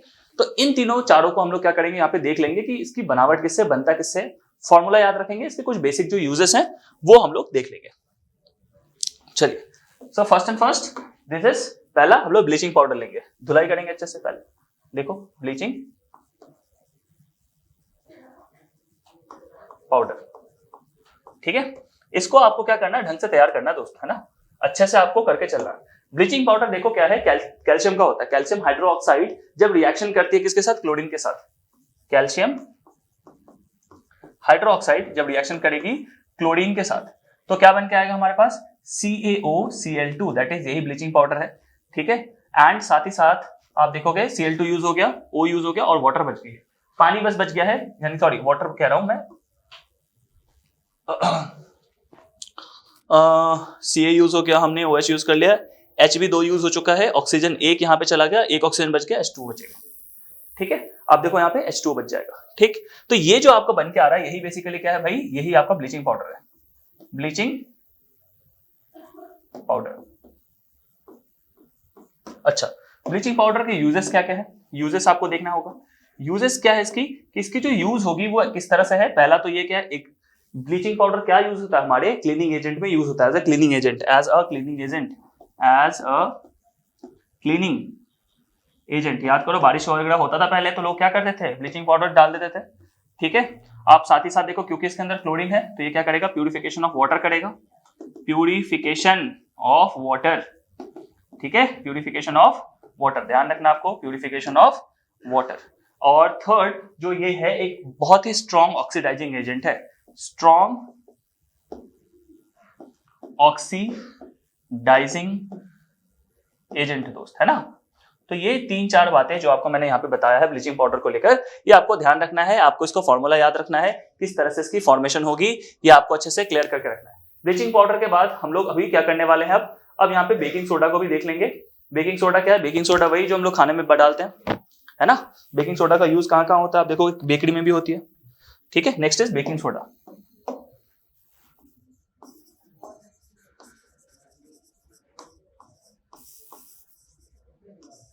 चलो देखो, बेकिंग कर रहे हैं, बेकिंग मतलब कुछ खाने लायक है, तो खाने के लिए हम लोग क्या यूज करेंगे, देखो सोडियम का यूज होगा, ठीक है। तो एक NaCl होगी, इसका फॉर्मेशन में क्या यूज करते हैं हम लोग, NaCl, that is sodium chloride. Sodium chloride के साथ साथ आप देखोगे पानी डालेंगे, CO2 डालेंगे और NH3 डालेंगे, दैट इज H2O, CO2 और अमोनिया, ये सारी चीज डाल देते हैं हम लोग, NaCl plus H2O plus CO2 plus NH3, इससे हमारे पास क्या आएगा, NH4Cl, that is ammonium chloride बन के आएगा, अमोनियम क्लोराइड, और साथ ही साथ क्या बन के आएगा, NaHCO3, that is sodium bicarbonate, sodium bicarbonate, sodium bicarbonate, ठीक है। ये रिएक्शन हो गया हमारा कंप्लीट। सोडियम बाइकार्बोनेट जो होती है यही बेसिकली क्या कहलाती है, हमारी बेकिंग सोडा कहलाती है, यही दोस्तों हमारी क्या कहलाती है, बेकिंग सोडा, ठीक है, बेकिंग सोडा, ठीक है। अब एक बहुत इंपॉर्टेंट चीज है कि बेकिंग सोडा का यूज कहां कहां होता है। बेकिंग सोडा का यूज होता है दोस्त एक एंटासिड्स के फॉर्म में, ठीक है। देखो यहां ध्यान से, यूजेस क्या है इसकी, एंटासिड समझते हो आप, एसिडिटी की जो टैबलेट्स बनती है वहां पे, एज एंड एंटासिड्स।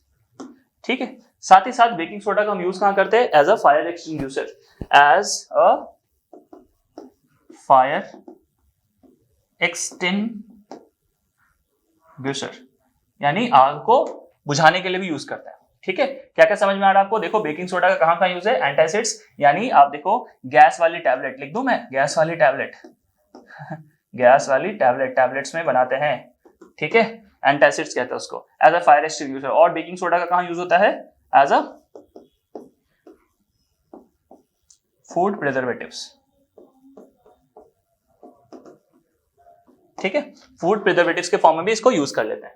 क्लियर है ये चीजें? तो ये आपका हो गया क्या? Baking soda. अब हम लोग यूज करेंगे भाई washing soda, washing soda Nirma. ठीक है, देखो वॉशिंग सोडा, जिससे हम लोग क्या बनाते हैं? जिससे हम लोग बनाते हैं सोप बनाते हैं, दैट इज हम लोग डिटर्जेंट बनाते हैं। ये सारा चीज किससे बनता है? बेकिंग सोडा से बनता है। तो इसमें जो हमारा जो मेन आप देखोगे रिएक्टेंट से वो क्या क्या होगा? Na2CO3 that is sodium carbonate. साथ ही साथ हम लोग क्या करेंगे? इसमें 10 मॉलिक्यूल्स ऑफ वाटर को इसमें ऐड कर देंगे। ठीक है, 10 मॉलिक्यूल्स ऑफ वाटर को ऐड करते हैं, इसी को बोलते हैं क्रिस्टलाइजेशन। इसको क्या बोलते हैं दोस्त? इसको बोलते हैं क्रिस्टलाइजेशन। क्या फॉर्मूला बन के आएगा? Na2CO3 that is sodium carbonate dot 10H2O। ठीक है, ये क्या है? क्रिस्टलाइजेशन है। ठीक है, इसको क्या बोलते हैं? क्रिस्टलाइजेशन।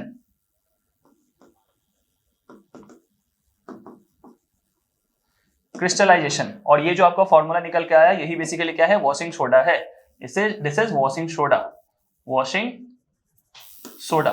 ठीक है, इसी वॉशिंग सोडा का हम लोग क्या देखते हैं? कुछ यूजेस देखते हैं।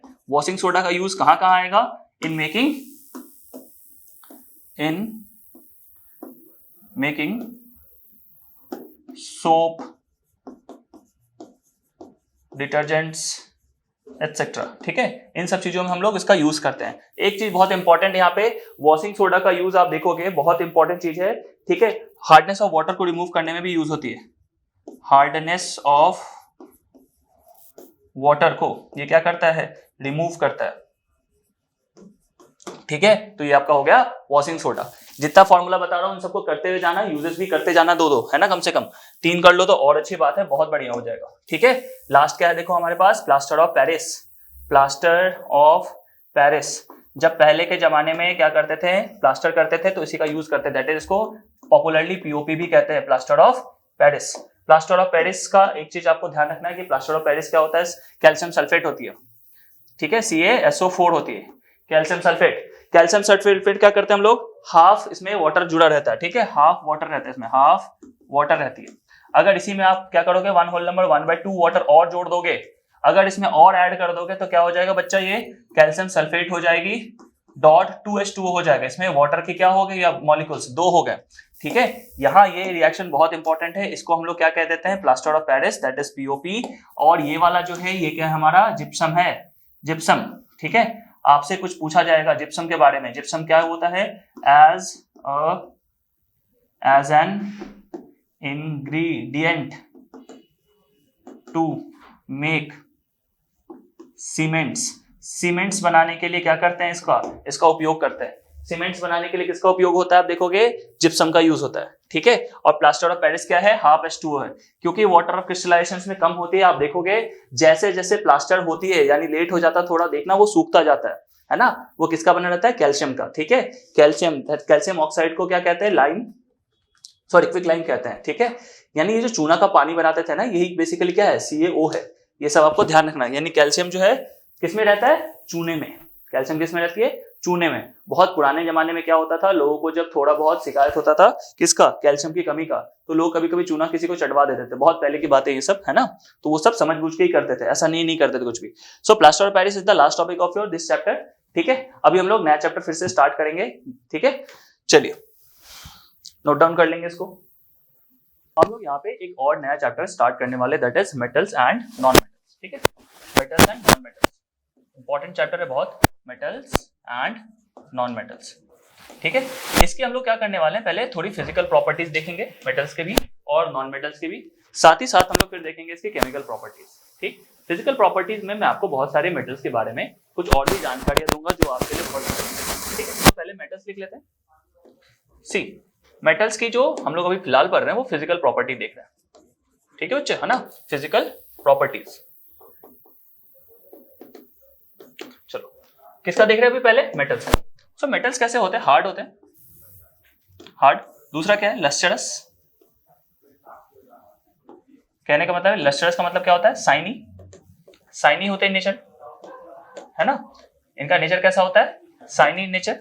साथ ही साथ आप इसको देखोगे जब मेटल्स को, तो मेटल्स कैसे होते हैं, बहुत ज्यादा उसका हाई क्या होगा, boiling point, high boiling and melting point, ठीक है। Melting point and boiling point बहुत हाई होता है। साथ ही साथ आप देखोगे यहाँ पे कंडक्टर के फॉर्म में यूज होते हैं, ठीक है, मिलिएबल होते हैं, डक्टाइल होते हैं एंड सो ऑन, बहुत सारी और भी चीजें हैं। Conductor, good conductor of electricity, मैंने बताया good conductor of heat and electricity दोनों लिख सकते हो, conductor of heat and electricity, है ना। तो ये सारी प्रॉपर्टीज किसकी है, आप देखोगे मेटल्स की है। इसी के उलट जब आप देखोगे नॉन मेटल्स को, तो वो कैसे होंगे, हार्ड नहीं होंगे, सॉफ्ट होंगे, not shiny, neither it is lustrous, ठीक है। Melting point and boiling point क्या हो जाएगा, लो हो जाएगा, not a good conductor of heat and electricity होगी, ना ही मेलिएबल होंगे, ना ही डक्टाइल होंगे, ठीक है। साथ ही साथ ये सोनोरस होता है, सोनोरस, सोनोरस का मतलब होता है रिंगिंग प्रॉपर्टी होना, रिंगिंग प्रॉपर्टी का होना। रिंगिंग प्रॉपर्टी का मतलब क्या होता है, मेटल्स को जब एक दूसरे के साथ टकराओगे तो आवाज आएगी, तो कुछ आवाज आएगी, ठीक है। यही बेसिकली आपकी रिंगिंग प्रॉपर्टी होगा। नॉन मेटल्स का आप समझ सकते हो फिजिकल प्रॉपर्टीज, मैंने यहीं से बताया, इसलिए जो भी मेटल्स में है उसका जस्ट उलट क्या हो जाएगा, नॉन मेटल्स का हो जाएगा। तो फिजिकल प्रॉपर्टीज आप नॉन मेटल्स का समझ सकते हो। अब देखो बहुत इंपॉर्टेंट बात जो है कुछ यहाँ पे, वो जानकारियां आप लिख लो क्या। So mercury is the only metal that is liquid at room temperature पे भी क्या है, मरकरी इकलौता ऐसा मेटल है लिक्विड होता है, ठीक है। साथ ही साथ हमने भी पढ़ा था जितने भी मेटल होते हैं बहुत हार्ड होते हैं, और साथ ही साथ उसकी मेल्टिंग पॉइंट क्या होती है, बहुत ज्यादा ऊंची होती है। लेकिन दो एक्सेप्शन है, that is gallium and caesium. Gallium and are having very low melting point. Are having very low melting point. बहुत कम है इसका melting point. ठीक है? That is they melt in our palm, हमारे हाथ के तहली पे भी क्या हो जाता है, पिघल जाता है, ठीक है। ये बात आपको क्लियर होगा। दूसरा चीज आप यहाँ पे देखोगे, जितने भी आप देखोगे आयोडीन, आयोडीन कैसा है,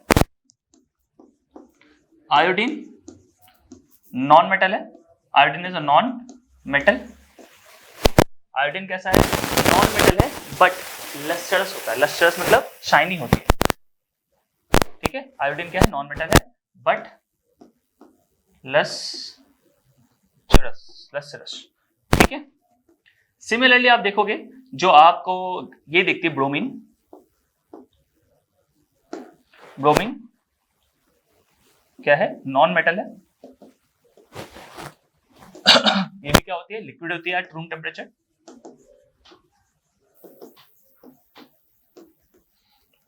इकलौता ऐसा नॉन मेटल जो क्या करता है, लिक्विड रहता है रूम टेम्परेचर, वो क्या है, ब्रोमीन है।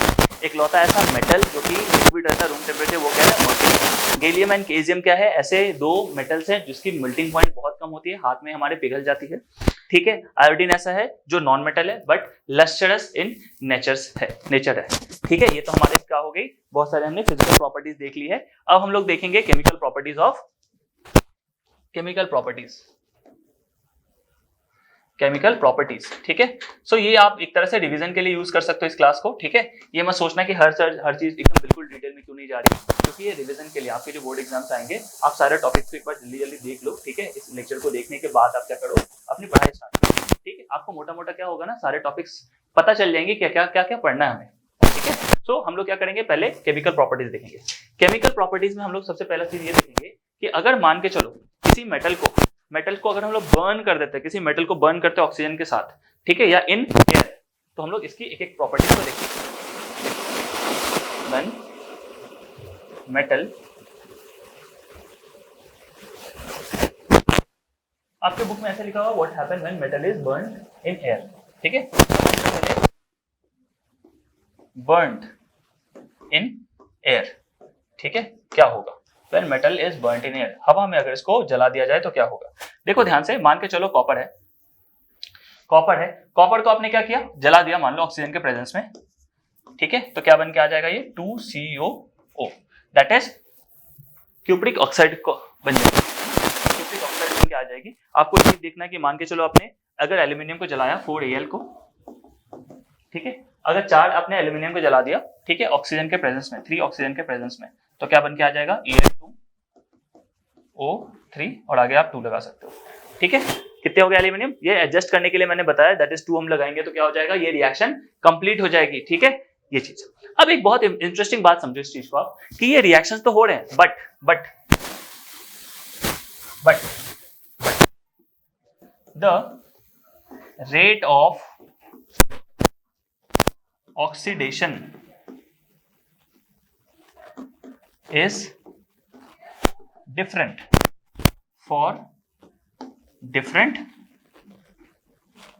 metals, ठीक है दोस्त, है ना। क्या है कि ये बहुत इंपॉर्टेंट बात है कि जितने भी मेटल्स होते हैं उनका रेट ऑफ ऑक्सीडेशन क्या है, अलग अलग है, सबका अलग है, ठीक है, सब अपने हिसाब से जलते हैं, कोई बहुत ज्यादा जल्दी vigorously जलता है, कोई बहुत स्लो जलता है, ठीक है। इसी तरह से आप देखो क्या है यहाँ पे, आप जैसे एग्जाम्पल के फॉर्म में एक चीज और देख सकते हो, जैसे मैंने मान के चलो सोडियम को जला दिया, है ना, सोडियम के जो हम लोग पार्ट है उसको अगर हम लोग जलाते हैं तो देखो क्या होगा, Na2O प्लस वाटर, ठीक है, वाटर में अगर हम लोग इसको रखेंगे तो क्या हो जाएगा ये OH, ठीक है। यहाँ पे क्या देखने को मिल रहा है हमें, एक ऐसा हम लोग बेस रेडी कर रहे हैं, पानी में अगर हम लोग डुबो के रखें, दैट इज अगर हम किसी मेटल को पानी में रिएक्शन कराते हैं तो कुछ ऐसा होता है, ये चीज हम लोग पढ़ेंगे अभी आगे। यहाँ पे हम लोग ने क्या दिखा था अभी, कि जब हम लोग हवा में किसी को बर्न करेंगे तो कुछ ऐसा आएगा, पानी में भी डाल के हम लोग क्या कर सकते हैं, मेटल्स को हम लोग क्या बना सकते हैं, बेस बनाएंगे, ठीक है। इस बात को अभी मैं करवाऊंगा आगे, चलो इसको मैं आगे करवा दूंगा, कोई दिक्कत नहीं है इस चीज को, बट आप लोग नोट डाउन कर लीजिए, क्लियर है, ठीक है, क्लियर है ये चीज, ठीक। चलो नेक्स्ट देखेंगे, when metal is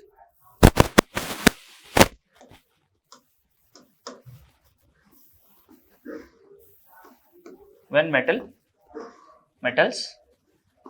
react with water, पानी के साथ जब रिएक्शन होती है मेटल्स की तो कैसा रिएक्शन होगा, ठीक है। अभी जो पीछे हम लोग लिखा था उसको फिर से लिख सकते हैं हम लोग, that is Na2O plus water, Na2O plus water, ठीक है, Na2 plus O, Na2O plus water यानी H2O, इससे जब हम लोग रिएक्शन कराएंगे तो क्या बन के आता है 2NaOH, ठीक है। सोडियम हाइड्रोक्साइड जो कि अपने आप में एक स्ट्रॉन्ग, बहुत स्ट्रॉन्ग क्या है, बेस है, बहुत अपने आप में एक स्ट्रॉन्ग बेस है, ठीक है।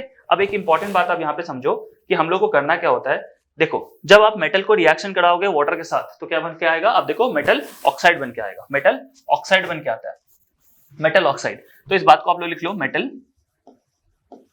को जब आप क्या करोगे, वाटर के साथ रिएक्ट कराओगे, मेटल को जब भी आप वाटर के साथ रिएक्ट कराओगे क्या आएगा, मेटल ऑक्साइड आएगा प्लस हाइड्रोजन आएगा, ठीक है, metal oxide plus hydrogen,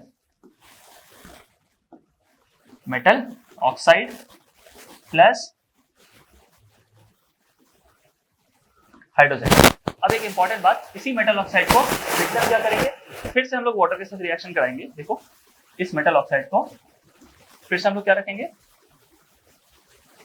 metal oxide को हम लोग क्या करेंगे, वाटर के साथ जब फिर से रिएक्शन कराएंगे तो हमारे पास क्या आ जाएगा, मेटल हाइड्रोक्साइड बन जाता है, मेटल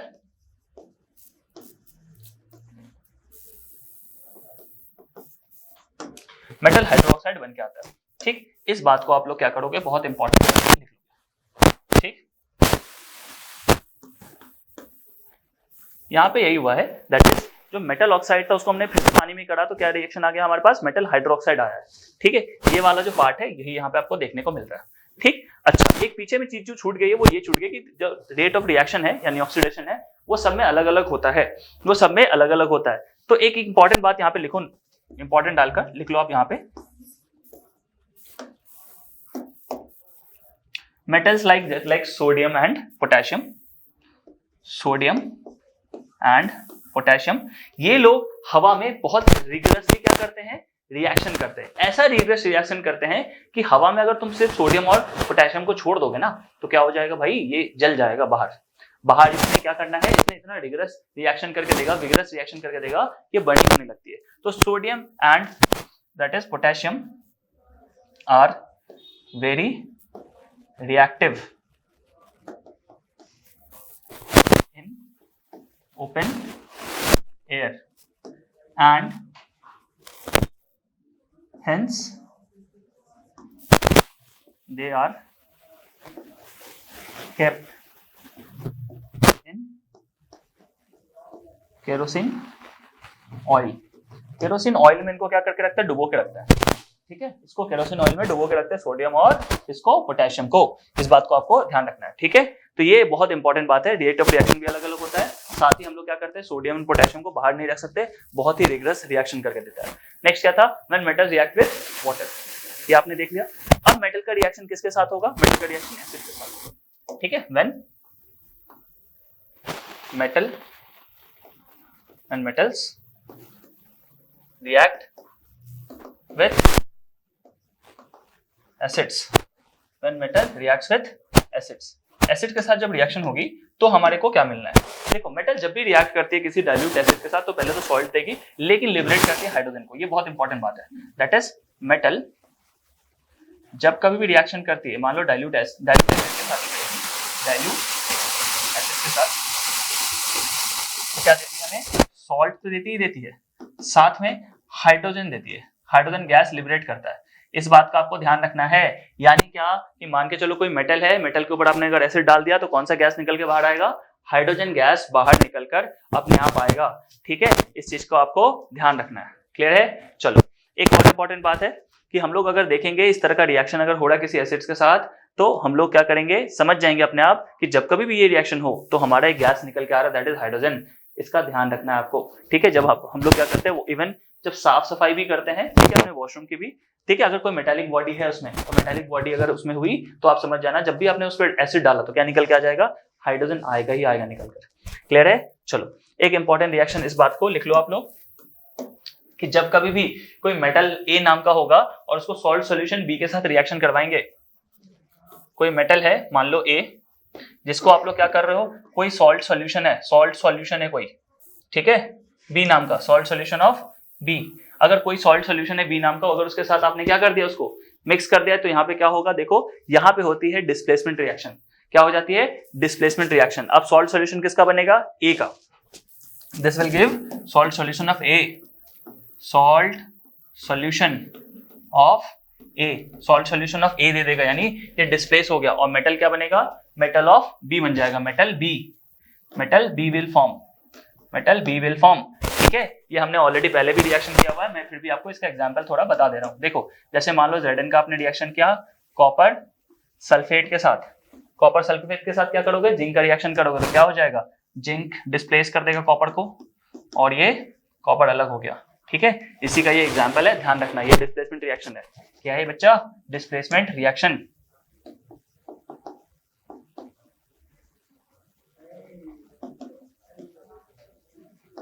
चलो डिस्प्लेसमेंट रिएक्शन है, क्लियर है चीज। नेक्स्ट आपको रिएक्टिविटी सीरीज पढ़नी है। रिएक्टिविटी सीरीज आपको ऑलरेडी याद करना पड़ेगा, कोई उपाय नहीं उसका, ठीक है। रिएक्टिविटी सीरीज आपको याद करना पड़ेगा, ठीक है। रिएक्टिविटी सीरीज बहुत इंपॉर्टेंट है, आपको याद करना पड़ेगा, ठीक है। आप यूट्यूब पे भी जाएंगे, कहीं भी जाएंगे, आपको बहुत सारे निमोनिक्स मिल जाएंगे याद करने के लिए। स्टार्टिंग के 3-4 मेटल्स आपको हमेशा क्या होना चाहिए, याद होना चाहिए। जैसे के है, ठीक है। इसके बाद जैसे आप देखोगे सोडियम है, इसी तरह से आप देखोगे जैसे क्या होगा, फिर कैल्शियम हो जाएगा, ठीक है। इसके बाद सबसे कम रिएक्टेड कौन है, दैट इज मैग्नीशियम है, फिर एल्यूमिनियम है, फिर इसी तरह से जिंक है and so on dot dot dot dot, ठीक है। तो आपको इस तरह से रिएक्टिविटी सीरीज याद होनी चाहिए, किसी भी हाल में याद नहीं है किसी भी यूट्यूब पे जाओ, निमोनिक्स के थ्रू इसको याद कर लो, बहुत बहुत जरूरी है बॉसवर्ड, है ना। इसको आप किसी तरह से इसको याद कर लोगे, चलो, अब यहां तक तो सब चीजें नॉर्मल थी। अब हमें क्या देखना है कि how do metals and non metals react. अभी ये बहुत इंपॉर्टेंट एरिया आ गया है। देखो, how do metals and non metals react. ये जो रिएक्शन होती है मेटल्स की नॉन मेटल्स की, ये क्या होगी? एक चीज तो समझ लो अच्छे से कि metals and non metal reaction जब करते हैं तो हमें क्या मिलता है? वहां से मिलता है कॉमन सॉल्ट। ऐसा है क्या? हाँ, ये एक एग्जांपल है। जब भी metal and non metal reaction करेगी, एक किस तरह का कंपाउंड बनेगा? इनऑर्गेनिक कंपाउंड बनेगा। ठीक है, दैट इज मेटल जब रिएक्शन करेगी नॉन मेटल के साथ तो हमें क्या देगी? एक इनऑर्गेनिक कंपाउंड देती है। क्या देती है हमें? Inorganic compound. जैसे मेटल में आप क्या लिख सकते हो? सोडियम लिख दो, और नॉन मेटल में क्या लिख सकते हो? क्लोरीन लिख दो। जब इन दोनों को रिएक्शन कराओगे तो क्या बन के आएगा हमारे पास? NaCl बन के आएगा, जो कि इनऑर्गेनिक कंपाउंड है। इनऑर्गेनिक कंपाउंड मतलब जिसको हम लोग क्या करते हैं? किसी और अलग एलिमेंट से निकाल के लाते हैं। ऑर्गेनिक कंपाउंड क्या होता है बच्चों? ऑर्गेनिक कंपाउंड ऐसे कंपाउंड्स होते हैं जिसको हम डिराइव करते हैं किसी प्लांट से, किसी एनिमल से, किसी ऐसे सोर्स से, नेचुरल सोर्सेस से जहां से ये आता है। ठीक है, चलो, अब हम लोग को ये समझ में आ गया कि ये इनऑर्गेनिक कंपाउंड बना के देता है। मेटल और नॉन मेटल जब एक दूसरे से रिएक्शन करता है तो हमें इनऑर्गेनिक कंपाउंड लाके देता है। ठीक है, इसको कोवेलेंट, इसके अंदर जो बॉन्ड बनती है, यानी इन दोनों के बीच जो बॉन्ड बनी है, दोस्ती बनी है, वो कौन सा बॉन्ड बना है? दैट इज इनऑर्गेनिक बॉन्ड है ना? ये बॉन्ड कैसा है? दैट इज इनऑर्गेनिक बॉन्ड है। ठीक है, चलो, इनऑर्गेनिक कंपाउंड के अंदर अच्छा, इनऑर्गेनिक कंपाउंड की एक खास बात ये भी है कि ये लोग क्या करते हैं? एक कैटायन प्रोड्यूस करते हैं, एक एनायन प्रोड्यूस करते हैं। पॉजिटिव वाला क्या है बच्चा? देखो, कैटायन है। ठीक है, और नेगेटिव वाला क्या है? एक एनायन है। तो ये लोग कैटायन एनायन प्रोड्यूस करते हैं। ठीक है, ये लोग कैटायन और एनायन दोनों ही प्रोड्यूस करते हैं। नेक्स्ट हम लोग देखेंगे properties of inorganic compound. Properties of inorganic compound.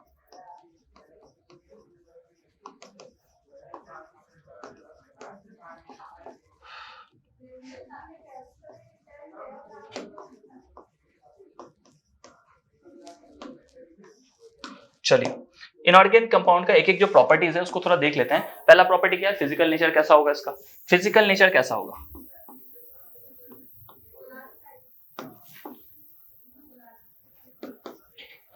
Physical nature में तो आप इतना समझ लो कि ये लोग क्या होंगे? थोड़े हार्ड होंगे, हार्ड इन नेचर। हार्ड होंगे। उसका कारण क्या है? बिकॉज इनके पास क्या है? स्ट्रॉन्ग फोर्स ऑफ अट्रैक्शन है। Strong force of attraction. ठीक है, तो ये क्या हो जाएंगे?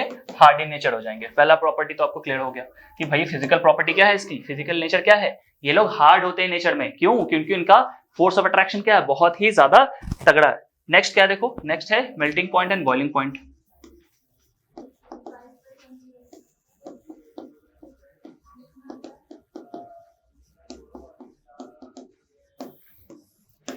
चलो, मेल्टिंग एंड बॉइलिंग पॉइंट। इनका मेल्टिंग एंड बॉइलिंग पॉइंट क्या हो जाएगा? बहुत ज्यादा हाई रहेगा। ठीक है, melting point and boiling point बहुत ही हाई होगा। ठीक है, melting point and boiling point बहुत ही हाई होगा। ठीक है, क्योंकि इनको बहुत ज्यादा एनर्जी देना पड़ेगा ताकि इनकी बॉन्ड ब्रेक कर पाए, क्योंकि इसकी बॉन्ड कैसी बनी है? बहुत ज्यादा स्ट्रॉन्ग फोर्स ऑफ अट्रैक्शन से बनी हुई है। So generally very high. ठीक है, बहुत ज्यादा इनकी ऊपर रहती है melting point and boiling point. Clear है चीज? नेक्स्ट देखेंगे सॉल्युबिलिटी। क्या ये सॉल्युबल है कि नहीं वाटर में? ठीक है, सॉल्युबिलिटी देखेंगे।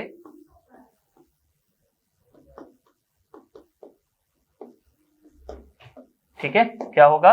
हाईली सॉल्युबल होते हैं ये लोग। ठीक है, सॉल्युबल होते हैं ये लोग, हाईली सॉल्युबल होते हैं। ठीक है, फोर्थ एक और प्रॉपर्टी देख लेते हैं। और क्या प्रॉपर्टी हो सकती है? क्या? Conduction of electricity. ठीक है, कंडक्शन ऑफ इलेक्ट्रिसिटी।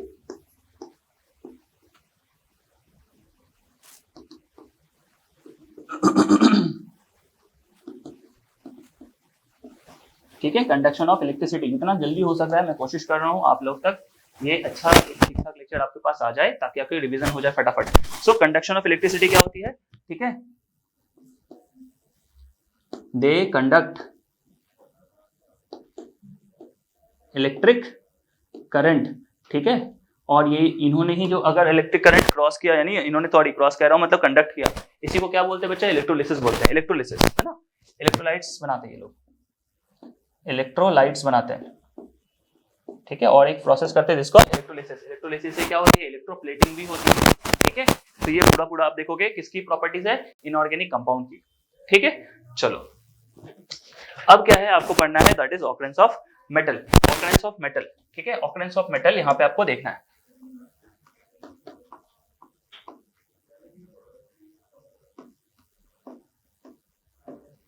देखो ऑकरेंस ऑफ मेटल में पूरा पूरा आपको एकदम डिटेल्स में यहाँ पे तो नहीं बताऊंगा, लेकिन आपको पूरा प्रोसेस बता देता हूँ। पहले सबसे पहले क्या होता है, एक्सट्रैक्शन ऑफ मेटल होती है, ठीक है। एक्सट्रैक्शन ऑफ मेटल, एक्सट्रैक्ट कैसे होगी वो आपको अच्छे से करना है, एक्सट्रैक्शन ऑफ मेटल, ठीक है। ये सब अगर एक एक करके थोड़ा थोड़ा मैं करवाने गया तो आपकी ये लेक्चर बहुत ही ज्यादा बड़ी हो जाएगी, राइट। तो एक्सट्रैक्शन ऑफ मेटल आपको अच्छे से करना है, वहां से अच्छे से आप देखोगे एक्सट्रैक्शन जो करनी है वो अलग अलग तरीके से किया जाता है। दैट इज आप देखो एक्सट्रैक्शन कैसे कैसे होती है। आपकी जब ओड आएगी, that is enrichment of ore, उसमें आपको पढ़ना पड़ता है, ठीक है। इनरिचमेंट ऑफ ओड भी आपको करना पड़ता है। इनरिचमेंट ऑफ ओड में आप देखोगे जो ये आपने एक्सट्रैक्ट किया मेटल ओड से तो कैसे होगी, ध्यान से देखो क्या होगा। पहला आपको पढ़ना है क्या, that is extraction of metal in extraction of, इसको ABCD डाल दो, आपको 3 तरह के पढ़ने हैं, ठीक है। Extraction of metals low in the activity series, यानी जो भी रिएक्टिव सीरीज उसमें जो लो होंगे उनको कैसे एक्सट्रैक्ट करेंगे, ठीक है। एक्सट्रैक्शन ऑफ मेटल्स, ठीक है,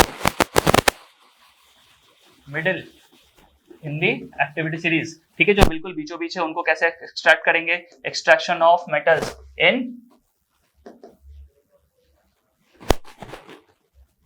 इन high in the activity series, जो सबसे ऊपर लेवल पे उनको कैसे एक्सट्रैक्ट करेंगे, जो मिडिल पे कैसे एक्सट्रैक्ट होगा, लो पे कैसे एक्सट्रैक्ट होगा। जैसे मैं एग्जांपल दूं, लो वाले जो एक्सट्रैक्ट होते हैं वो सीधा सीधा कैसे होते हैं, हिटिंग अलोन, हिटिंग से ही निकल पाएंगे, बस हिटिंग करना पड़ेगा बहुत तगड़ा वाला, है ना, बहुत ज्यादा हिटिंग करनी पड़ती है, वहां से क्या हो जाती है, ये मेटल्स बाहर निकल के आ जाते हैं, ठीक है। इसमें आपको थोड़ा और डिटेल में इसको कहीं ना कहीं किसी तरह से पढ़ना ही पड़ेगा, ठीक है। इसी तरह से देखो रिफाइनिंग ऑफ मेटल होती है।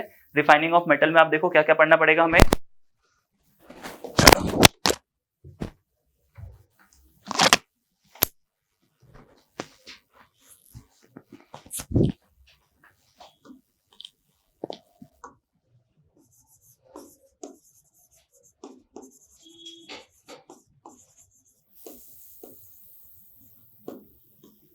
देखो रिफाइनिंग ऑफ मेटल जब आप पढ़ते हो तो आपको सबसे पहले क्या करना है, इलेक्ट्रोलिटिक रिफाइनिंग करनी पड़ती है।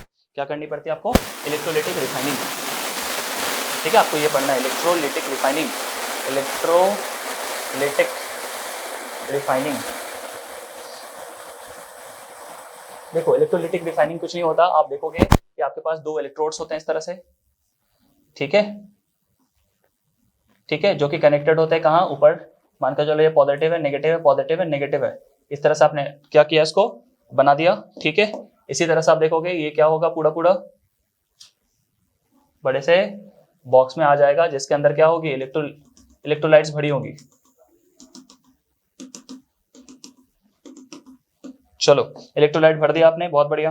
अब आपने अगर इलेक्ट्रोलाइट भर दिया, मान के चलो इसने आपने बनाया कॉपर सल्फेट का, सपोज आपने कॉपर सल्फेट का ये बना दिया, और आपने जो रॉड्स लिए वो भी कॉपर का लिया, ये भी आपका क्या है, कॉपर का है। पॉजिटिव के साथ ये जुड़ेगा और ये नेगेटिव के साथ, पॉजिटिव के साथ जो भी मेटल जुड़ेंगे यानी इलेक्ट्रोड जुड़ेंगे वो क्या कहलाएंगे, एनोड,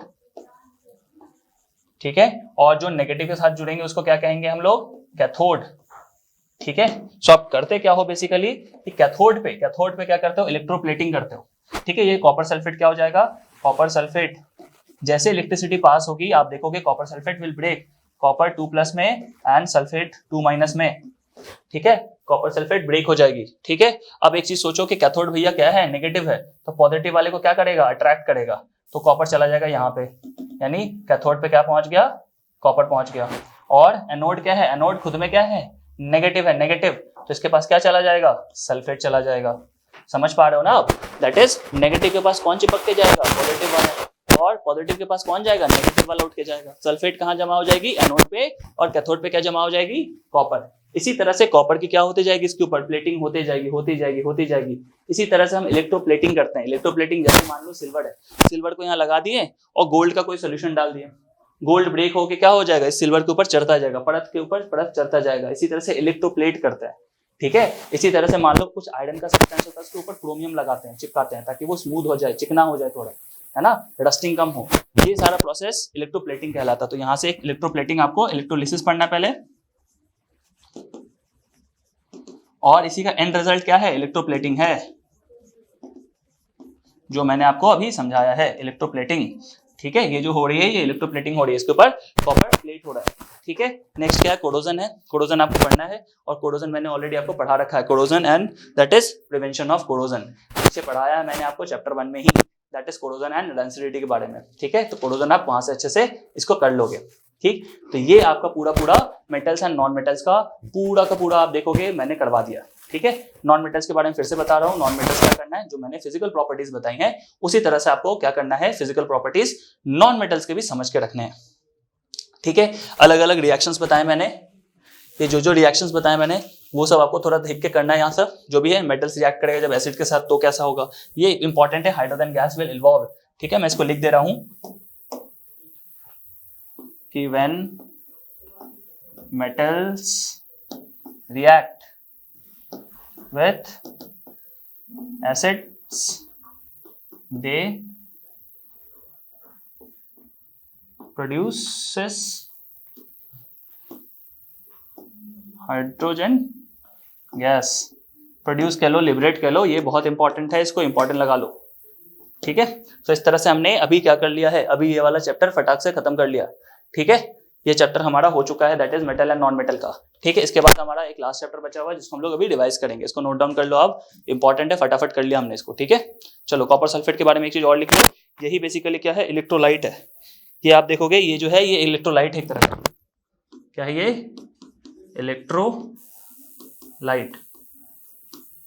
चलो तो लास्ट चैप्टर हमारा यहाँ पे क्या है, कार्बन एंड इट्स कंपाउंड, ठीक है। चलो फाइनली हम लोग लास्ट फेज में आ गए, कार्बन एंड इट्स कंपाउंड, ठीक है। देखो कार्बन जो है ना बच्चा, अपने आप में बहुत ही ज़्यादा सबसे इंपॉर्टेंट क्या है, एलिमेंट है, सबसे इंपॉर्टेंट एलिमेंट है। ऐसा इसलिए बिकॉज कार्बन के बिना आप ऑर्गेनिक कंपाउंड सोच ही नहीं सकते, ठीक है। ऑर्गेनिक कंपाउंड में कार्बन और हाइड्रोजन का ही सबसे इंपॉर्टेंट रोल है।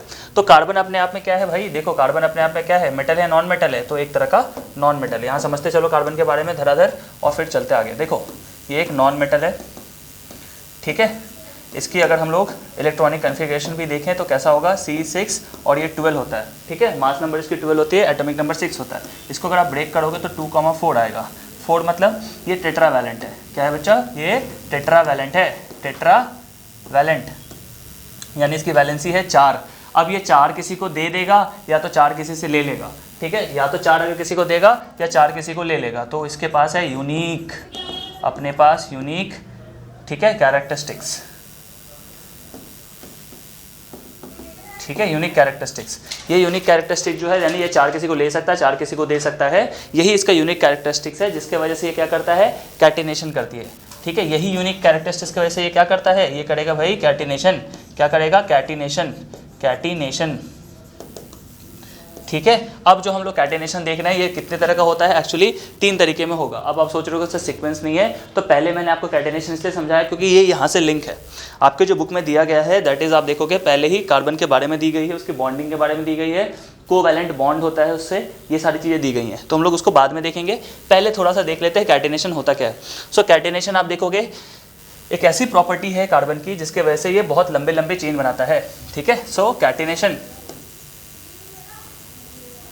कैटिनेशन क्या है, यूनिक प्रॉपर्टी है कार्बन का, जिसके वजह से ये क्या करेगा, बहुत लंबे लंबे क्या बनाएगा, चेन बनाएगा, ठीक है। ये चेन अब कैसा कैसा हो सकता है, देखो कैटिनेशन 3 तरह के होंगे, ठीक है, ध्यान से सोचो। तो एक क्या बनेगा, नॉर्मल रिएक्शन बनेगा, जैसे एकदम बिल्कुल चेन की तरह लंबा सा बनता चलेगा, तो चेन। एक क्या बनाएगा, एक बनाएगा ब्रांच्ड,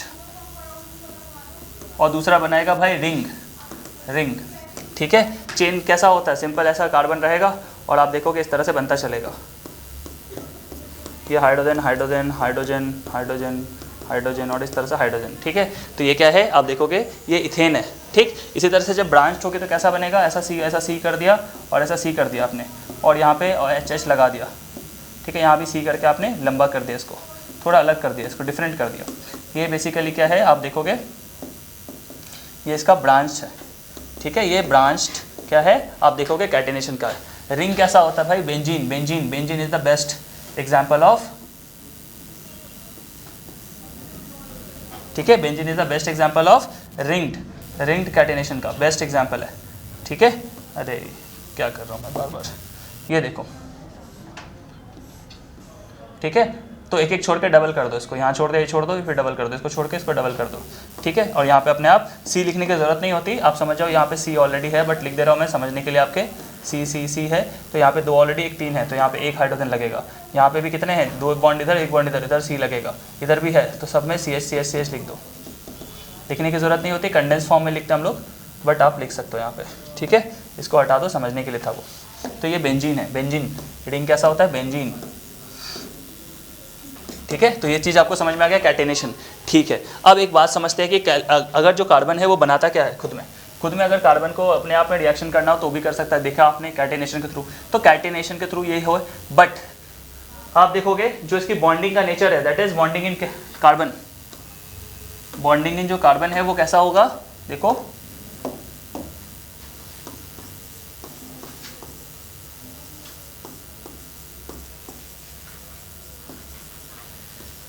जो बॉन्डिंग होगी कार्बन की, ये कैसे होगी, कोवेलेंट बॉन्ड के थ्रू, कोवेलेंट बॉन्ड के थ्रू इसकी बॉन्डिंग होती थी। कोवेलेंट बॉन्ड क्या होता है, कोवेलेंट बॉन्ड जब हम कंप्लीट ट्रांसफर नहीं करते आयनिक बॉन्ड की तरह, आयनिक बॉन्ड में क्या हो रहा था, कंप्लीट ट्रांसफर हो रहा था इलेक्ट्रॉन्स का। कोवेलेंट बॉन्ड में क्या होती है, शेयरिंग ऑफ इलेक्ट्रॉन्स होती है, शेयरिंग ऑफ इलेक्ट्रॉन्स, इलेक्ट्रॉन्स को बस शेयर कर लेते हैं और बॉन्ड बना लेते हैं, दोस्ती बना लेते हैं, ठीक है। इसी तरह से देखो हाइड्रोजन में भी होता है, हाइड्रोजन में क्या होगा, हाइड्रोजन में सिंगल कोवेलेंट बॉन्ड बनती है, ठीक है, आपकी किताबों में है, आपको देखना पड़ेगा ये सब, है ना। हाइड्रोजन का अगर देखेंगे तो हम क्या देखेंगे, हाइड्रोजन में देखो कुछ ऐसा और ऐसा बना हाइड्रोजन का, और आप देखोगे इसको हम लोग क्या कर सकते हैं, कुछ ऐसा बनाएंगे, ठीक है। एक एक इलेक्ट्रॉन क्या कर रही है, एक दूसरे के साथ शेयर कर रही है, तो this is single covalent bond, this is single covalent bond,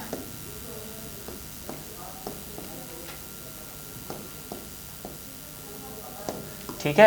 इसी तरह से आप देखोगे अभी हमने H2O का बनाया, H2 का, ठीक है। इसी तरह से आप देखोगे किसका बन सकता है, ऑक्सीजन का बन सकता है, O2 का। O2 में आप देखो कैसे बनाओगे, O2 भैया ऐसा बनेगा, O ऐसा है, ठीक है। आप देखो जो हमारे ये 2 बॉन्ड ऐसा बना दो, ठीक है, ये बन गए 6, ठीक। इसी तरह से ऑक्सीजन का ऐसा कुछ कर लो,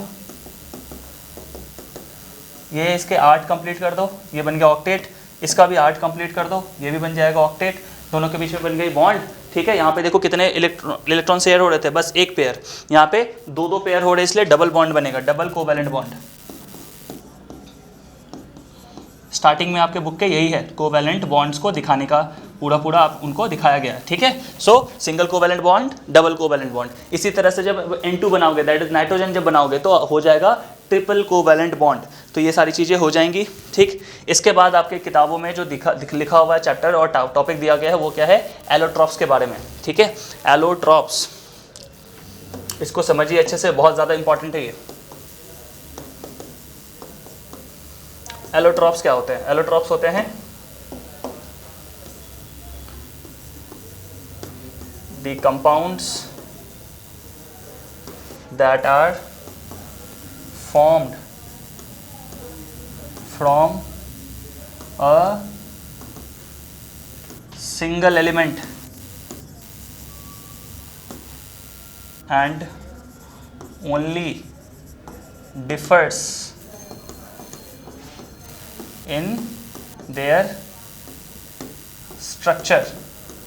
स्ट्रक्चर में इनका बस डिफरेंस है, बाकी ये लोग सेम कंपाउंड से बने होते हैं, ठीक है। तो हम लोग 3 जो एलोट्रॉप्स पढ़ेंगे कार्बन के, वो क्या क्या हैं, allotropes of carbon, allotropes of जो कार्बन है 3 सबसे इंपॉर्टेंट, उनको पढ़ेंगे, उसके बारे में थोड़ा थोड़ा देखते हुए चलेंगे, ठीक है। चलो बच्चों देखो, आप देखो यहाँ पे क्या है, पहला जो एलोट्रॉप है उसका नाम क्या है, डायमंड, उसका नाम है डायमंड। डायमंड किससे बनता है, सिर्फ और सिर्फ कार्बन से बनता है डायमंड, ठीक है। इसी तरह से कार्बन का ही एलोट्रॉप से क्या बनता है, ग्राफाइट बनता है, ग्राफाइट जिससे आप पेंसिल बनाते हो, पेंसिल में लिखते हो, जो पेंसिल से जो लिखते हो वो क्या है, ग्राफाइट है। और थर्ड क्या है, C60 जिसको बोलते हैं बकमिंस्टर फुलेरेंस,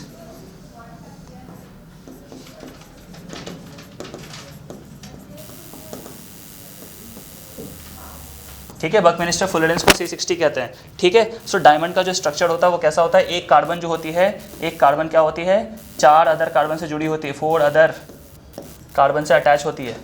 क्या होता है इसके स्ट्रक्चर में, एक कार्बन क्या करेगी, 4 अलग कार्बन से अटैच होती है। इस बात को सुनो, मैं एकदम शॉर्ट में लिख रहा हूँ, इसको आपको समझना पड़ेगा यहाँ से कि एक कार्बन 4 अलग कार्बन से अटैच होती है और ये क्या देती है shape, rigid 3 dimensional, rigid 3 dimensional figure दे के आती है हमारे पास। क्लियर है ये चीज़, आपको फिगर आराम से किताब में मिलेगा, एक बार आपको देखना चाहिए।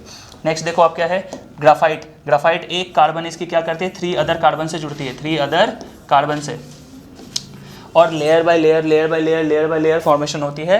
तो इसीलिए आप देखोगे यहाँ पे क्या है, यहाँ पे लेयर फॉर्मेशन होने की वजह से ये कैसा बनता है, ये थोड़ा आप इसका स्ट्रक्चर देखोगे थोड़ा अलग बन जाएगा। ये कैसा बनेगा, हेक्सागोनल। ये कैसा बनेगा, हेक्सागोनल। ठीक है, बकमिंस्टर फुलरेंस क्या है, एक तरह का आप देखोगे किस शेप का बनेगा, ये फुटबॉल शेप का बनता है। किस शेप का बनता है, फुटबॉल शेप का,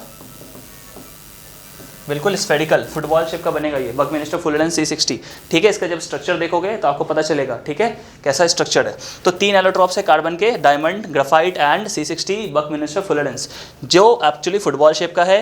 ग्राफाइट में आप देखोगे हेक्सागोनल स्ट्रक्चर का है, और डायमंड देखोगे रिजिड 3D ऑब्जेक्ट है। डायमंड अपने आप में देखो one of the hardest substance हो जाता है, लेकिन उसी कार्बन से बना हुआ क्या बनता है, ग्राफाइट। वो कैसा है, बहुत छोटा पतला सा दुबला सा है ना, शाइनी सा, एकदम बिल्कुल आप देखोगे सॉफ्ट सा, क्या है, एक नॉन मेटल है। ठीक है, ग्राफाइट। आप ग्राफाइट यानी पेंसिल को क्या कर सकते हो, आराम से तोड़ पाते हो हाथ से। उसकी जो नीब होती है, जो बेसिकली उसका अंदर का जो पार्ट होता है, उसको आराम से हाथ से तोड़ सकते हो ना। ठीक है, बट क्या डायमंड को हाथ से तोड़ पाओगे, नहीं तोड़ पाओगे। तो सोच के देखो, कार्बन ही है, लेकिन कार्बन से क्या हो गई, बहुत सारे अलग अलग वेराइटी की चीज़ बन गई। कुछ भी जुड़ा हुआ नहीं है, कुछ भी और अलग से जुड़ा हुआ नहीं है इसमें कि अलग से कुछ हमने और ऐड कर दिया तो अलग बन गया, नहीं, कार्बन ही है। लेकिन कार्बन से क्या बना, ग्राफाइट, जो कि बहुत सॉफ्ट, और सेम कार्बन से बना डायमंड, लेकिन क्या बस बनावट का फर्क है। ठीक है, सिर्फ बनावट का फर्क है। तो देखो इतना सारा डिफरेंस आ गया। क्लियर है ये चीज़। एलोट्रॉप्स आपको करना है, कैटेनेशन आपको करना है।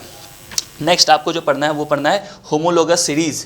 होमोलोगस सीरीज, देखो बच्चों होमोलोगस सीरीज क्या होता है, बहुत इंपॉर्टेंट है।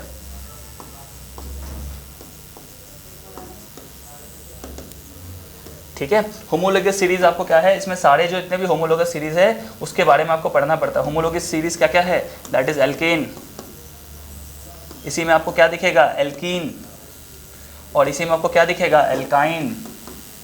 ये सारे अलग अलग ग्रुप हैं जहाँ पे आपको क्या मिलेगा, सेम डिफरेंस मिलेगा। आपको ऊपर से नीचे अगर आप आओगे तो आपको सेम डिफरेंस मिलेगा। जैसे एक एल्केन की बात करें तो यहाँ पे देखो CH4 इज मीथेन, ठीक है, C2H6 इज इथेन, और इन दोनों के बीच में डिफरेंस किसका है, -CHO का, CH2 का, यानी एक कार्बन इसमें ज़्यादा है और ये 2 हाइड्रोजन इसमें ज़्यादा है। ये एक्चुअली डिफरेंस है। आप इसी तरह से इथेन की जगह प्रोपेन कर दोगे, C3H6H8H8 हो जाएगा, दिस इज कॉल्ड प्रोपेन।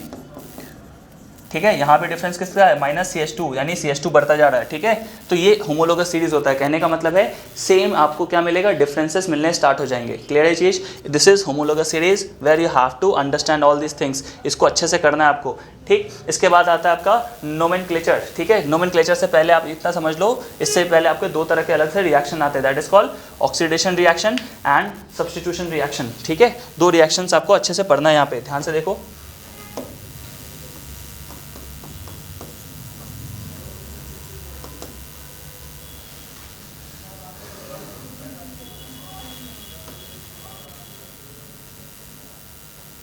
नहीं चलो एक चीज़ छूट गया हमारे से, वो टॉपिक मैंने इसलिए लिख के रखा है, chemical properties of carbon compound. Chemical properties of carbon compound, chemical properties of carbon compound. ठीक है, जो भी कार्बन कंपाउंड होते हैं उसकी केमिकल प्रॉपर्टीज क्या क्या हैं। तो एक प्रॉपर्टी जो आपको पढ़ना है वो क्या पढ़ना है, ऑक्सीडेशन, और दूसरा पढ़ना आपको कंबशन। एक पढ़ना है कंबशन, ठीक है, कंबशन करवाना आपको, और दूसरा आपको पढ़ना है ऑक्सीडेशन। इस चैप्टर को, इस पार्ट को थोड़ा अच्छे से आपको पढ़ना है। ठीक है, यहाँ पे आपको कुछ रिएक्शंस को अच्छे से करना है, यहाँ पे रिएक्शंस। ठीक है, इंपॉर्टेंट है यहाँ के रिएक्शंस। ठीक है, आपको ये सब थोड़ा देख के जाना है, केमिकल प्रॉपर्टीज किसके, कंबशन के भी और ऑक्सीडेशन के भी, दोनों ही इंपॉर्टेंट है। क्लियर है। चलो अब हम लोग 2 इंपॉर्टेंट रिएक्शन देखेंगे, एक एडिशन और एक सब्स्टिट्यूशन रिएक्शन। ठीक है। और मुश्किल से 5 मिनट का क्लास बचा हुआ है, 5 से 7 मिनट का, एकदम बिल्कुल फोकस से देखेंगे यहाँ पे, ठीक है। नेक्स्ट देखो एडिशन रिएक्शन। एडिशन रिएक्शन क्या होता है? जब कभी भी आप किसी डबल बॉन्ड वाले को अगर आप क्या करते हो, ऐड करते हो और उसको ब्रेक करोगे तो देखो सिंगल बॉन्ड में ब्रेक होगा। समझाता हूँ क्या मतलब। देखो जैसे मान लो कार्बन है, डबल बॉन्ड से जुड़ा हुआ है, यहाँ पे आपने देखा ये और ये एक आर लगा हुआ, मैंने लगा दिया आर का मतलब होता है कोई भी एल्काइल ग्रुप का जुड़ना, ठीक है। ये आपको क्या देगा, देखो सी यहाँ पे लग जाएगी, ये आर और आर तो रहेगा ही, और एक यहाँ पे एच हो जाएगा, ठीक है। जो डबल बॉन्ड था वो किस में कन्वर्ट हो गया? सिंगल बॉन्ड में, ठीक है। इस बात को ध्यान रखना। क्या बता रहा मैं कि डबल बॉन्ड जो थी, डबल बॉन्ड ये कन्वर्ट हो चुकी है सिंगल बॉन्ड में, ठीक है। लिख लो इस बात को, double bond gets converted into single bond. ये बहुत इंपॉर्टेंट कैरेक्टरिस्टिक्स किसका है? एडिशन रिएक्शन का, ठीक है। एडिशन रिएक्शन का ये बहुत इंपॉर्टेंट कंपोनेंट है कि डबल बॉन्ड टूट के क्या बन जाता है? सिंगल बॉन्ड बन जाता है। होपफुली आप लोगों ने इस चीज़ को बहुत अच्छे से डीप में पढ़ा ही होगा, है ना। नेक्स्ट देखो substitution reaction. Next is substitution reaction.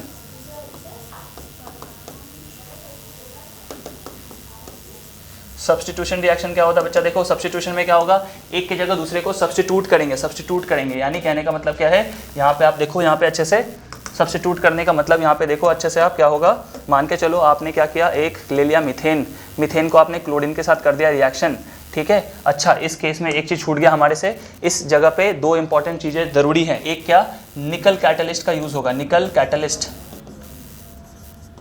ठीक है। यानी इसके प्रेजेंस में होगा ये एक्सपेरिमेंट, निकल का होना ज़रूरी है तभी ये रिएक्शन होगा, ठीक है। ये चीज़ छूट गया था इंपॉर्टेंट। और हाइड्रोजन का भी होना ज़रूरी है, हाइड्रोजन गैस भी होगी तभी ये H2 क्या होगा, एक हाइड्रोजन इसके पास गया, एक हाइड्रोजन इसके पास गया, ठीक है। और निकल का होना ज़रूरी है, निकल एज इन वहाँ पे क्या करेगा, एडमिनिस्टर करेगा पूरे रिएक्शन को। इसको करके जाना, एडिशन एंड सब्स्टिट्यूशन बहुत इंपॉर्टेंट है, पेपर में सीधा सीधा आएगा। क्लियर है? आपको करना ही करना है। सेम यहाँ पे देखो ये क्या होता है, ये रिएक्शन जो होती है in the presence of sunlight होती है, इन दी प्रेजेंस ऑफ सनलाइट। इसका मतलब क्या है सर? इसका मतलब इतना सा है कि अगर अंधेरे में ये रिएक्शन करोगे तो नहीं होगा, सनलाइट में करना पड़ेगा, रोशनी में करना पड़ेगा ये रिएक्शन। और जैसे ही इस रिएक्शन को आप एग्जिबिट करोगे क्या आ जाएगा, एक CH3 बनेगा और Cl बनेगा, प्लस देखो यहाँ से एक H निकल गया, HCl बनेगा, ठीक है। इंपॉर्टेंट रिएक्शन दोनों, बहुत इंपॉर्टेंट, मतलब बहुत इंपॉर्टेंट। इस पर भी लगा लो इंपॉर्टेंट, और पीछे वाले में भी इंपॉर्टेंट लगा लो, ठीक है। तो दोनों आपके रिएक्शंस इंपॉर्टेंट हो गए। नेक्स्ट जो पार्ट है वो है नोमेनक्लेचर का बच्चा, है ना। नोमेनक्लेचर का, नोमेनक्लेचर में क्या करना पड़ता है, हमें नाम धीरे धीरे सीखना पड़ता है, किस तरह से हम नोमेनक्लेचर करें, ठीक है। ये इंपॉर्टेंट टॉपिक है आपके लिए। मैं आपको सजेस्ट करूंगा अगर नोमेनक्लेचर ठीक से नहीं आती, अलग से कोई एक ढंग का वीडियो देखकर आपको ये प्रिपेयर करना चाहिए, ठीक है। मैं करवा रहा हूँ बट आपको ये रिवीजन क्लास के फॉर्म में करवा रहा हूँ। मेरे उम्मीद के हिसाब से आपको आती होगी, हो सकता है 80-90% बच्चों को अच्छे से आ रहा होगा, रिवीजन चल रहा है उनका।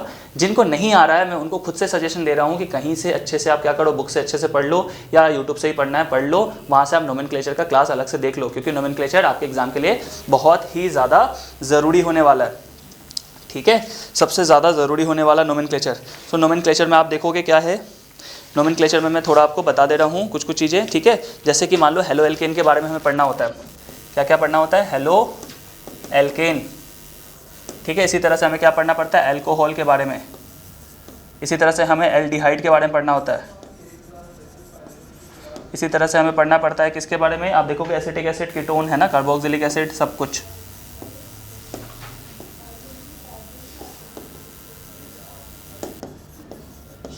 एंड सो ऑन, थोड़ा और भी है, ठीक है। तो यहाँ पे आप नोमेनक्लेचर में देखो क्या लगाते हो, ये रहा आपका नोमेनक्लेचर, ठीक है। नाम कैसे करोगे, तो यहाँ पे देखो भाई पहले केस में क्या होगा, जब हेलो एल्केन होगी तो हेलो एल्केन को लिखते कैसे, पहले ये समझ लो स्ट्रक्चर, ठीक है। स्ट्रक्चर कैसा होता है, एक्स के जगह पे क्या होता है, where X is equal to क्या होगा, यहाँ पे फ्लोरीन, क्लोरीन, ब्रोमीन और आयोडीन होती है, ठीक है। सो ये चीज़ आपको ध्यान रखना है।